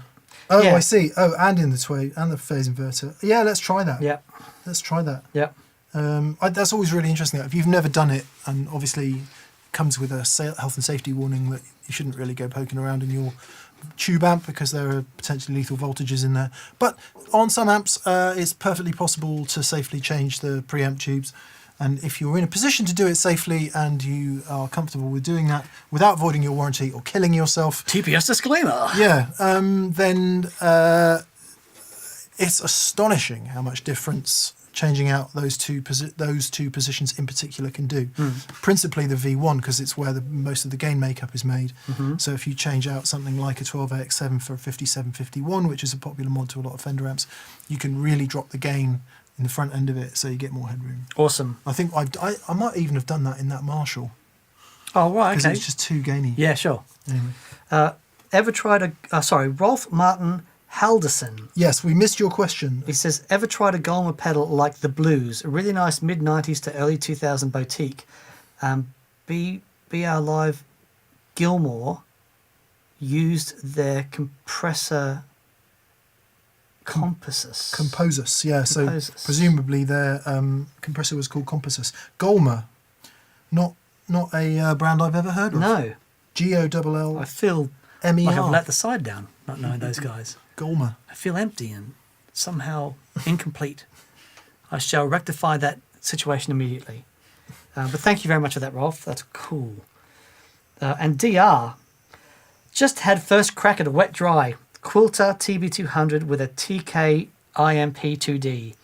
Tone King. Tone King. Oh, nice. I've not put drive pedals in yet, just driving the Tone King using attenuator. Sounds fantastic so far. When I add drive pedals, is there in placing them after the radial ABY? Put your drives first so that both amps are getting the same drive. Yep. And then when you go wet dry after that, then choose where you want stuff. You don't have to do it like that. Some people like to have different drives after the split. But what happens is you get radical changes in gain and volume levels, which can be really hard to balance it out. So as you're relatively new to the wet dry world, we would suggest keeping your drives before the split and your wet stuff and modulations and stuff after the split. And Gunnar Homestead says, what are my options if I want to attenuate a Marshall Major 200 watts? Send it over here. We'll send you something back that's quieter. Yeah. There's your option. Yeah. Into a 4-ohm Aguila GS412 bass rig. You need a 4-ohm attenuator. I think THD might have done one. Yeah, but 200 watts? Yes, that's a really, really good point. I don't know any attenuator that's going to handle that. Just turn it down. Oh, that's really tricky. Just turn it down. You'll be able to... Oh, man. You'll be able to take out the outside pair of valves to get it down to 100 watts, but that's not attenuating. That's not the joy and love of that amplifier. No, he's saying it's a bass rig anyway. Yeah, if it's bass rig, just turn it down.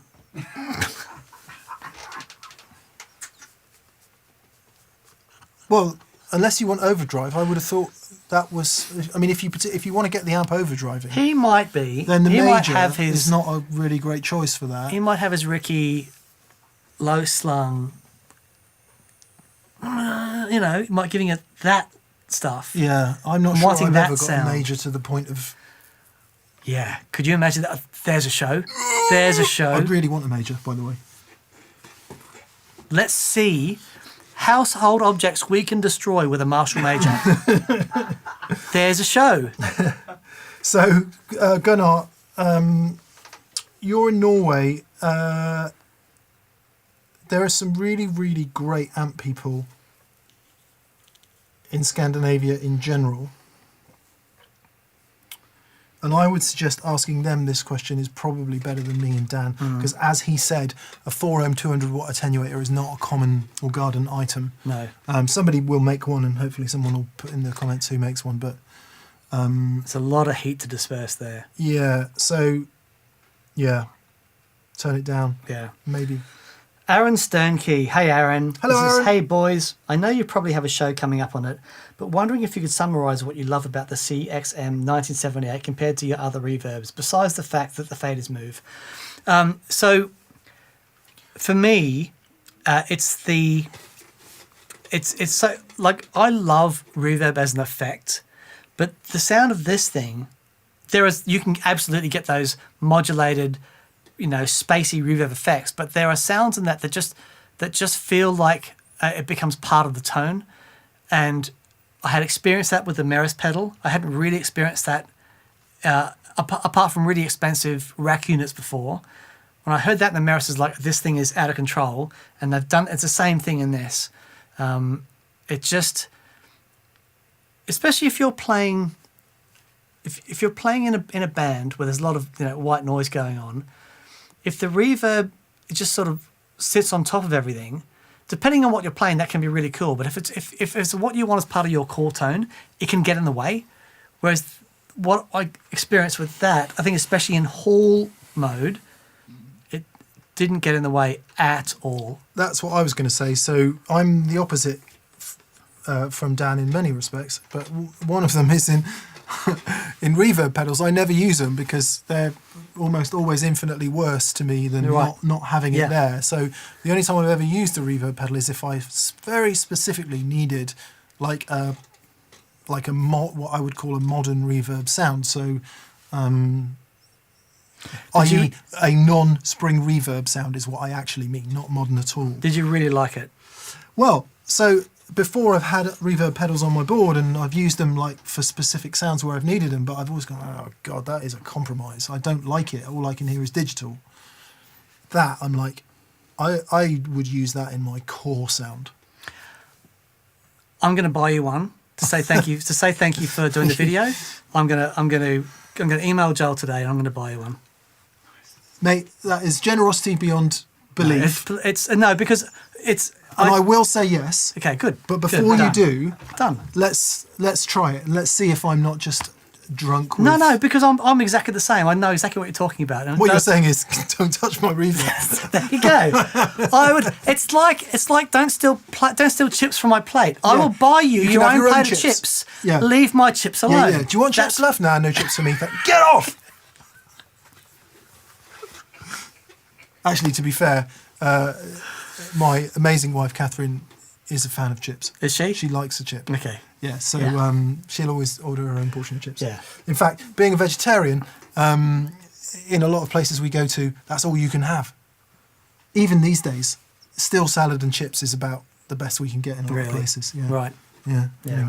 Anyway, I'm going to call Joel. Daniel Webb says, Mick, you're a great guy. Thanks, Daniel. You're a great guy. You don't always have to apologise for having an opinion. Your opinions are valued. Thanks, Daniel. It is a bit difficult here. Dan and I really upset some people last week, and I really, really upset some people last week. So I don't like the thought of upsetting people. I really genuinely don't. And you're right that we should have opinions, and it's important to be true and honest in what you say. However, I don't wake up in the morning wanting to upset people. Yeah, and we realise that they're just opinions. Our opinions aren't any more valid than anyone else's opinions. Yeah, right. And that's the thing.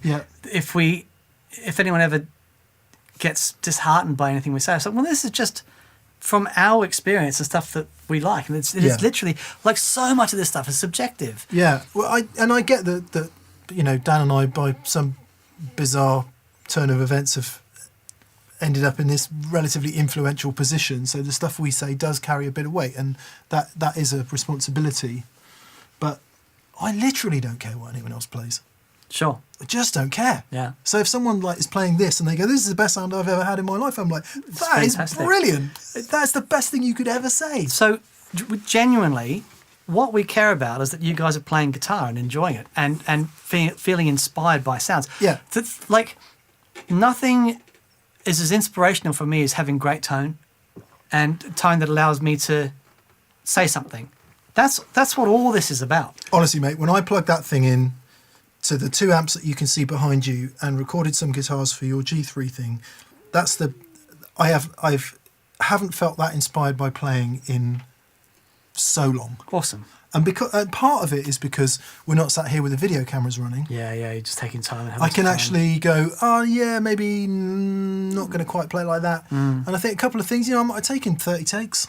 Right. But that's fine because I had the time to do it. And by the time the take was in, it was like, good. I've actually got this under my fingers now. Yeah. And I've got the space and the brain power to be inspired. So sorry, I didn't mean to talk about me again, but the point is, when you are able to access that brain space and you can feel inspired by tone, that's the reason we're sat here talking about it. And we'll never grow up. Week out, isn't it? Totally. It's life-changing stuff. Yeah. It certainly has been for us too. But Daniel, it's just our opinions. That's it. Yeah, and thank you for even thinking about that comment. That's very kind. Very of you. kind. Thank you. Soren Leddit says, "Thanks for the great show on Soren. Friday. I now feel better about my looping." Yes, I made everyone feel better about their looping. Dan, is there a plan to make a new version of the QMX series?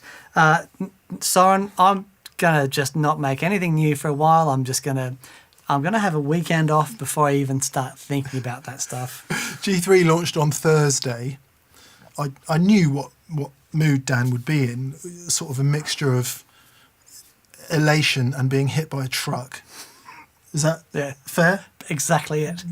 A mixture of those two things. So Friday morning, I'm like, right, here's the next 4 products then. What do you reckon? He's just like... Yeah. Air fire. I don't work for the gig rig, by the way. I like to help Dan. Right, Airfire says, had my dad round and showed him some Tin Spirits. He loved it. Nice. Thank you. He loved it, but doesn't have anything like Spotify.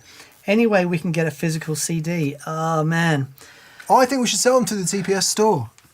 I would... Why don't we do that? Okay, I'll tell you what we'll do. I'll talk to the boys and see if they're interested in doing just a small run of Tin Spirit CDs. Have you not got a garage full of them then? No, we don't. We don't. Anyone that I know who's made an album has got a garage full of CDs they couldn't sell. We did. I mean, we didn't sell. We didn't have many. You know, I think when we released Wide to Earth, it got to like 86 on the charts for the first one, the release day. You were in Prog magazine. We were in Prog magazine, yeah. But, you know, I think that's because we sold like 200 CDs. You know, that's all it takes to get to like the top 100 these days. So, but, you know, I'm really proud of the music that we made with that. And I think when we do this new thing with Paul Stacey, we are going to be revisiting a lot of those songs, just, you know, playing live, because they were just so much fun. It was musically, to do those albums with Dave Gregory, the greatest honour of my musical life ever. So, you know, I'll talk to the boys and see, you know, if we get 100 pressed up and have them in the store, if someone wants to grab them. Let's do it. It'd be fun. Okay. I think you should do it. Okay. Come on. Airfire, we'll give it a go. Rydock came in on the question earlier about a touch-sensitive overdrive pedal, and Rydock says the Dodd Looking Glass. That is the one I was trying to think of. Yes. So thank you for that. We heard that at NAMM a few years ago. And what's the name of the guitar player with the 325? Oh, my word. Ford is the player. He is unbelievable. Yeah, so there you go. DOD Looking Glass. Simon Mastromateo. Hello, Simon. Hello, Simon. He says, hello, pals. Great episode last week. Really had a good laugh with the Tape Jazz Master. Didn't we all? I'll never forget when you brought that thing out. That was classic. Just bought a Princeton. Yes, you did. Because I was inspired by the Black-Faced episode you guys did lately. Cheers. Yeah, that's going to be the next amp for us. Yeah. Yeah.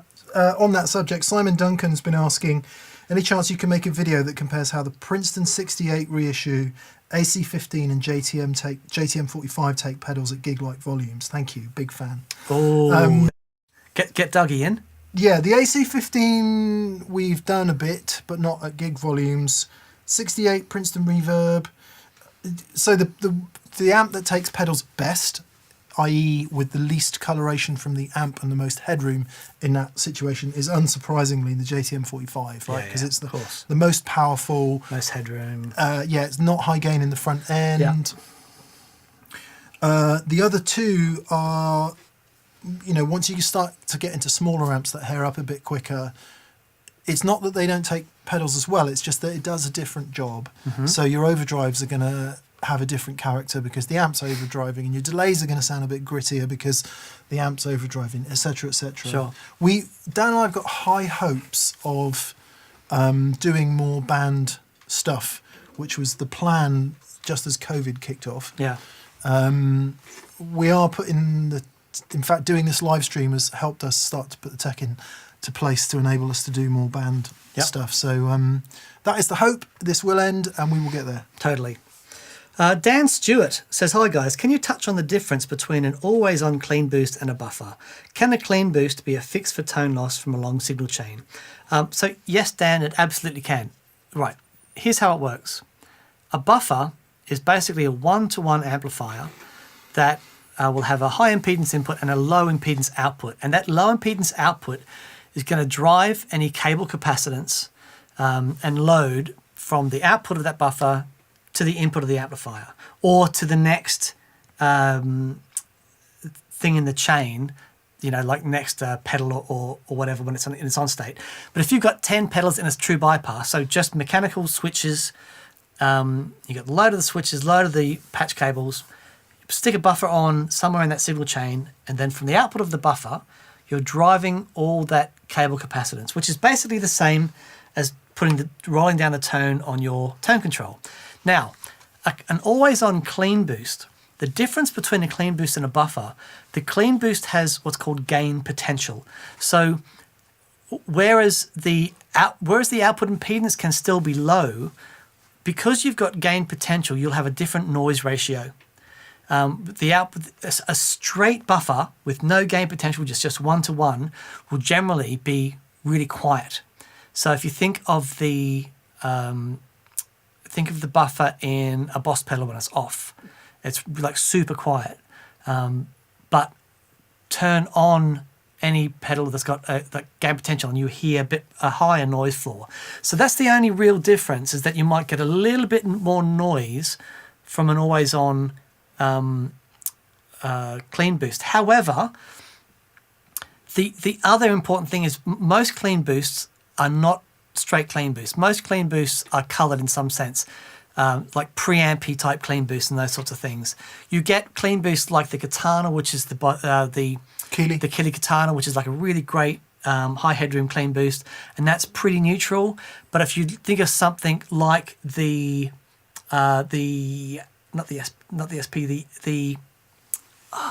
EP booster, yep, which a lot of people use as a clean booster or use it as an always-on pedal, but that is very coloured. So yeah, has an EQ. Exactly. So buffer generally is uncoloured. Yeah, it is more simple than all of that. Buffer doesn't amplify anything. Buffer doesn't amplify. Whereas a boost does. Yeah. But all I'm saying is you can set the boost at the same gain level. Yeah. But it's still, you still have gain potential there. And that potential in the circuit can actually give you a little bit more potential for noise. Yes. And, if the clean boost is designed to colour, mid-range and stuff. Interesting. Yeah. Okay. Yep. Thank you, non-aligned videos, for your generosity. I don't know if there is a question attached to that, but if there is, hopefully we'll get to it. Jarrett Oldenburg says, Mick, what you said about that Les Paul is exactly what I want from mine, but it has P90s. Any idea how to get more of that sound from such a guitar? I love it, but the sound can be tough. In my experience, Jarrett, you need really weak pickups. So 50s wind, lollas, that kind of thing. Something with much, I don't want to get into DC resistance because it's very misleading. Yeah, it is. To just assume that because the pickup's got lower DC resistance, it's not as loud or less powerful.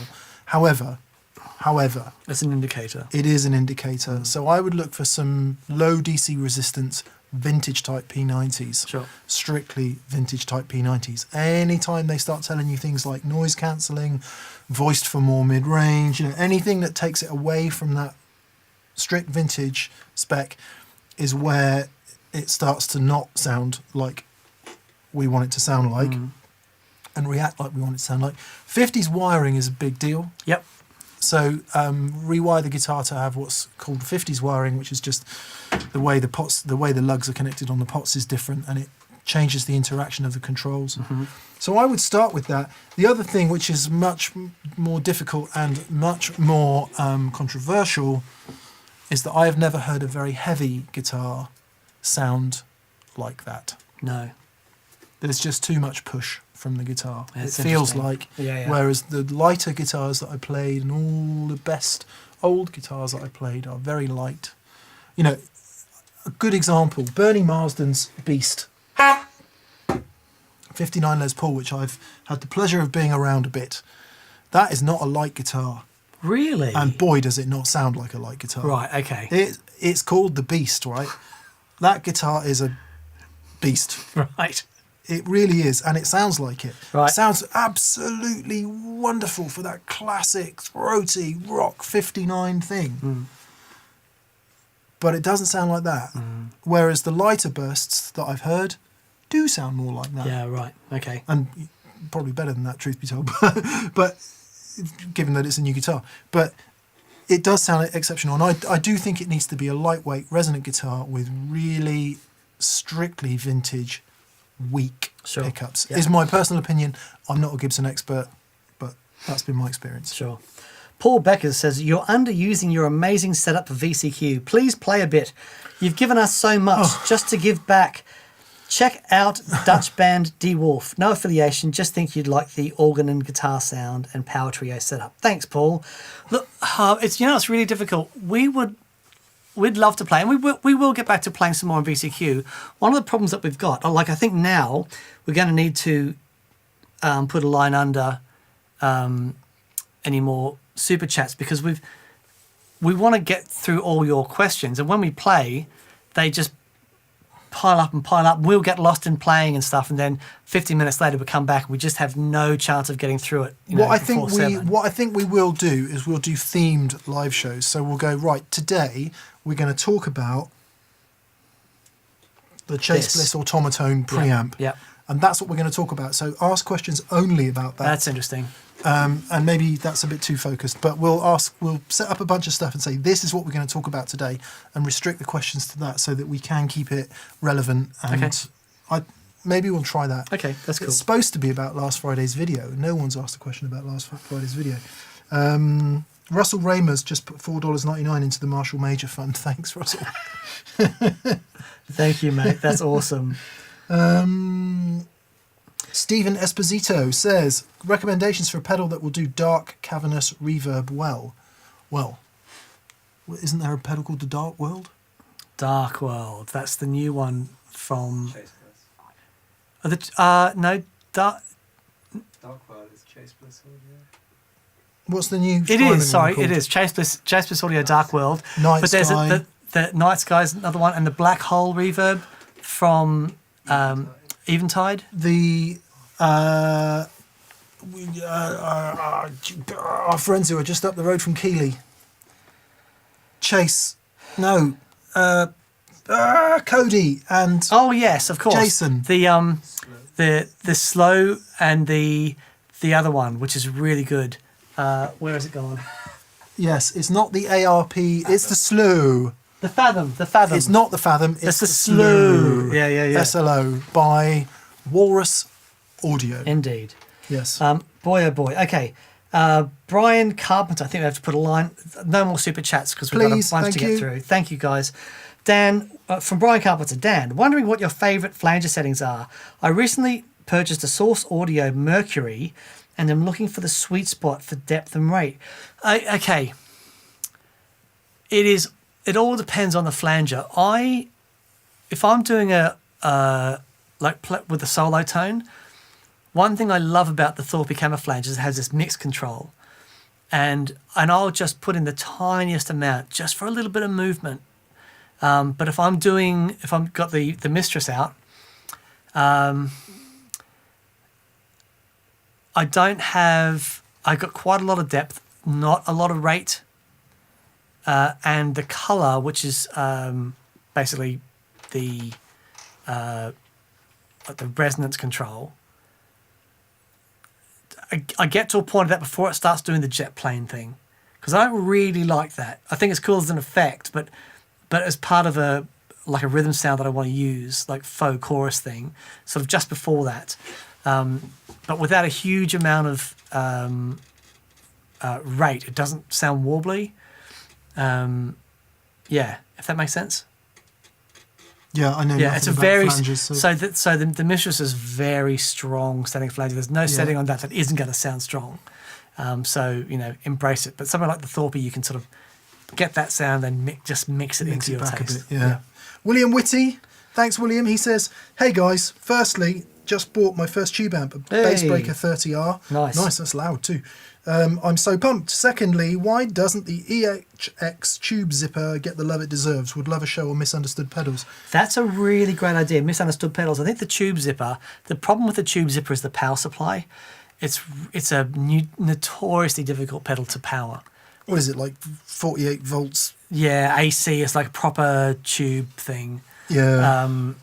But it is it's great. I mean, there are so many misunderstood pedals. You can say that's that a really all of great the pedals idea. are misunderstood pedals. Yeah, really great idea. We have to be very careful to choose the right thing. All things Weatherly. Thoughts on early American standard Telecasters?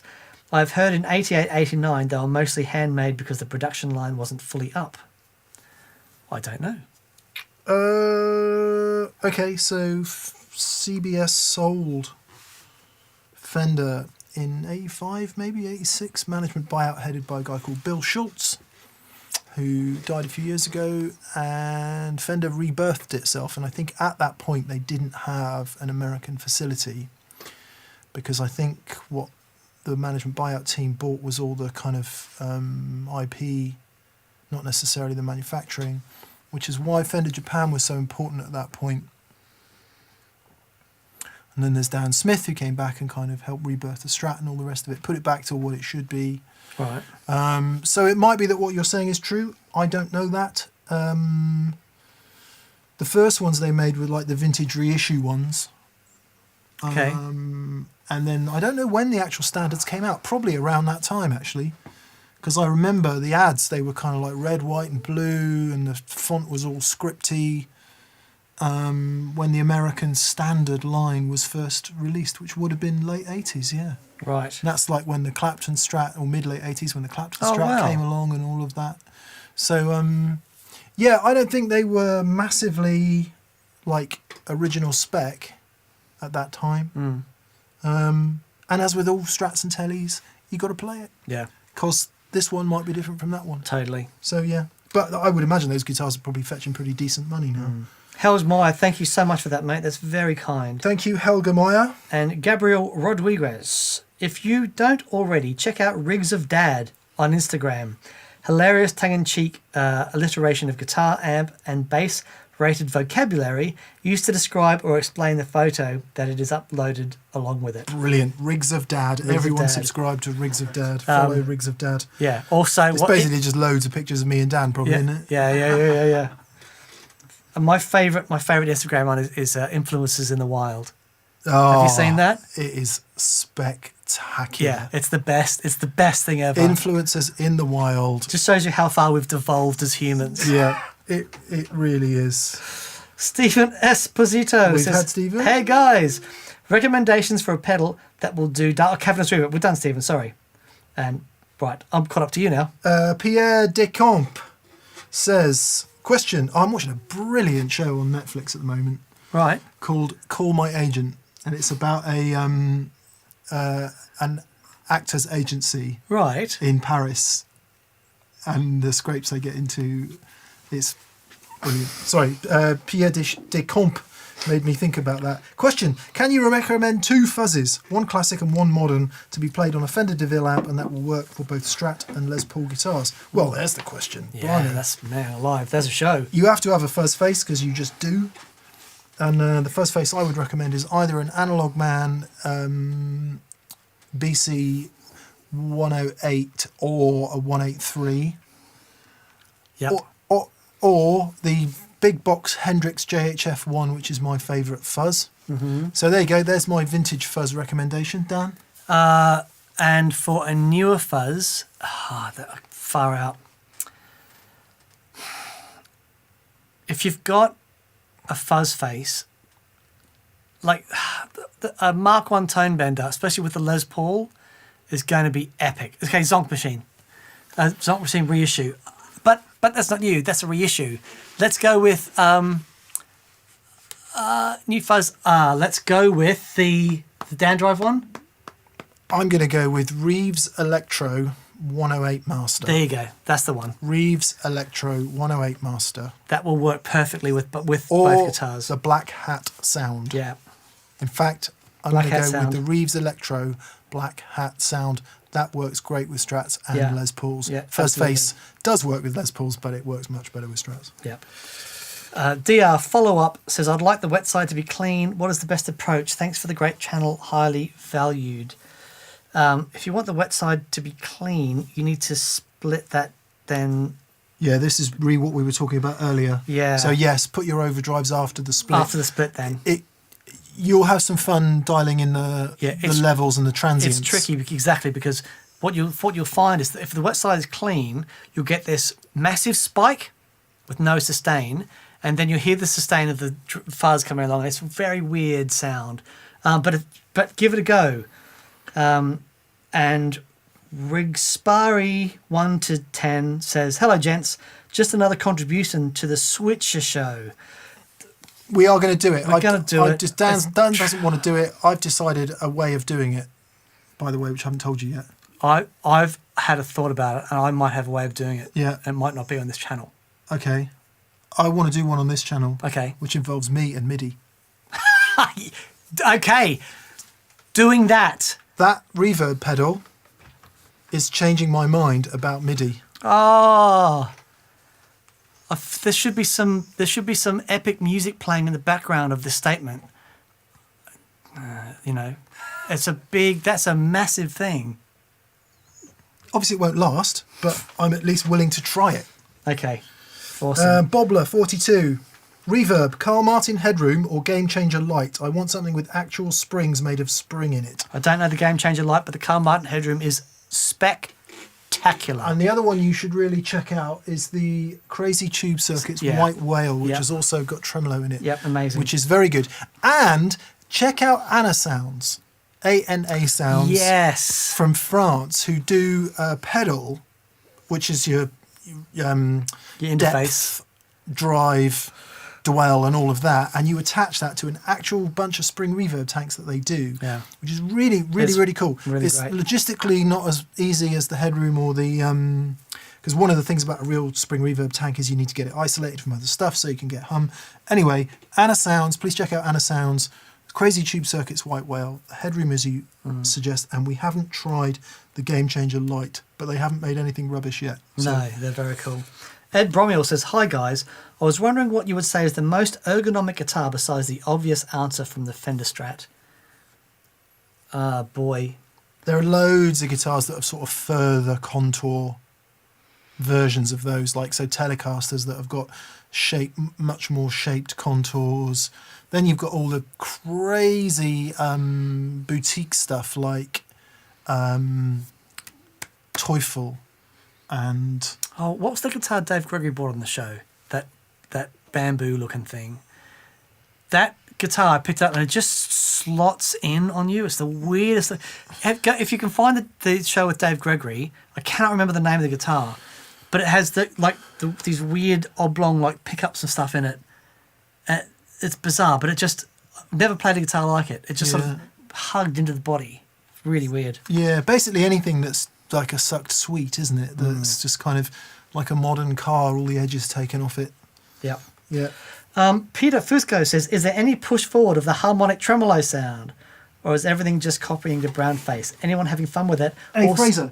Hey, Fraser. Just cut to the pedalboard cam for a minute, can you? What do we have here? What's that then? What is that? What's that there? Oh my goodness. What's that? That looks like... You've seen enough of that. Oh my goodness. Yeah. Heavens to Betsy. What's that?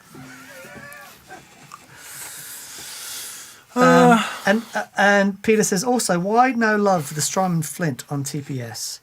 We just don't have one. But the Strymon Flint is awesome. It's good. Yeah, it's really, really good. It's really good. But what there isn't in the market at the moment is an all analog harmonic trem with a mix knob, and that can go above and below unity. I thought you were saying mix knob and a Dan's knob. That can go above and below unity gain. Yeah, indeed. And you can vary the intensity of the wave shape. Yeah. Mid control? Yeah, it might have some EQ control in it. Yeah. And maybe 2 switchable speeds. Wouldn't that be amazing? I don't actually think that exists on the market yet, does it, Dan? Does that exist on the market yet? I don't know. Oh, heaven, look out! Look at that. Oh, I don't know what that is. Yeah. Listen, enough of that. Nothing to see here. A little Still got the old tagger on it. Birdie has told me that somebody will make that pedal before the end of the year. Oh my goodness. And make it available for sale to actual humans. No! Truth be told. Incredible. So that's one development in the analog, in the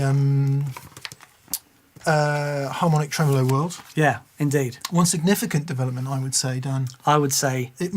I think it's the best harmonic tremolo I've ever heard. I would concur with that, indeed. Yeah, although I did hear today there is a very interesting thing coming out from some friends of ours. Right. Which has that in it with a slightly different twist. Okay. Which I'm also very excited about. And I'm not going to say what that is because I think that's probably secret information. Okay, cool. But if I just say Magnatone, oh, lovely, which could be equally interesting, right? But yes, that otherwise that pedal's very interesting. It is incredibly interesting. Might be called the Harmonious Monk. It might be called that. Might be made by Jam Pedals. And it might be a D&M It might pedal. be a Mix signature harmonic tremolo pedal. We're not saying that for sure. It might be. It might be. Just throwing it out there. Possibilities. Yeah. Yeah. Okay. Cool. Good. I think we're there. Missed one. We missed one. What the difference would be having the AP broadcast before or after the D&M drive? And who's it from? Harrison Vaughan. Vaughan. Okay, the AP broadcast before or after the D&M drive. It all depends on how you're setting that up. What's the job you want the broadcast to do? So you can use the broadcast if you're using it like a boost and having it on afterwards, and you're not turning the gain up all the way and getting that fuzz thing.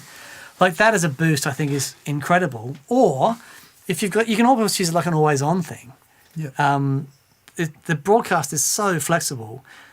If you're using it as like a fuzz thing, I would try that before, because I would want to put mix side after that. Yeah, the way I use a D&M drive is I usually have it pretty much last, and I use my side like I would use my clon. Right. So whatever is happening before, whether it's Dan's side or another overdrive pedal, that tends to be where I would do it. But equally, I think you probably just said this, the D&M drive juicing some other pedal is a pretty good way to do it as well. So try it, try it. Yeah, just depends on the job that you've got that thing doing. We should get the old AP broadcast out. It's really nice. Yeah, right. Really, really nice. Ariel Posen, by the way, for those of you who don't know that. Yeah. Cool. I think that'd be us. That'd be us. Yes. Thank you, BV, again. Thank you. You absolute legend. Yes. Thank you, everyone, for joining us. It's been great. Hope you enjoyed the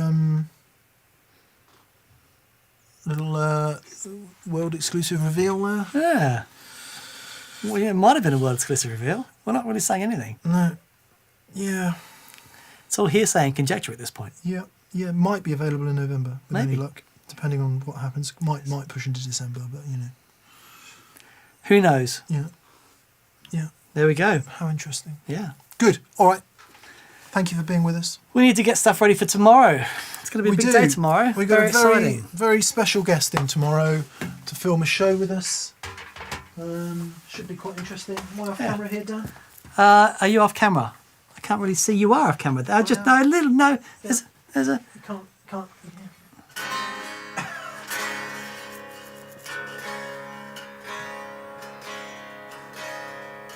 Yeah.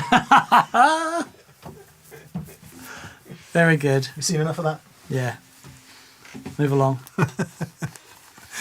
Brilliant. Okay. Yeah, we don't know what this Friday show's going to be because we haven't filmed it yet. No, it'll be tomorrow. Yeah, are we going to do the Super Delays one, or are we going to do reverbs, or are we going to do... Well, let's have dinner and we'll discuss. Okay. Yeah. All right. Be good. Lots of love. Stay safe. And we'll see you soon. Cheers. Cheers, guys. Bye. Bye.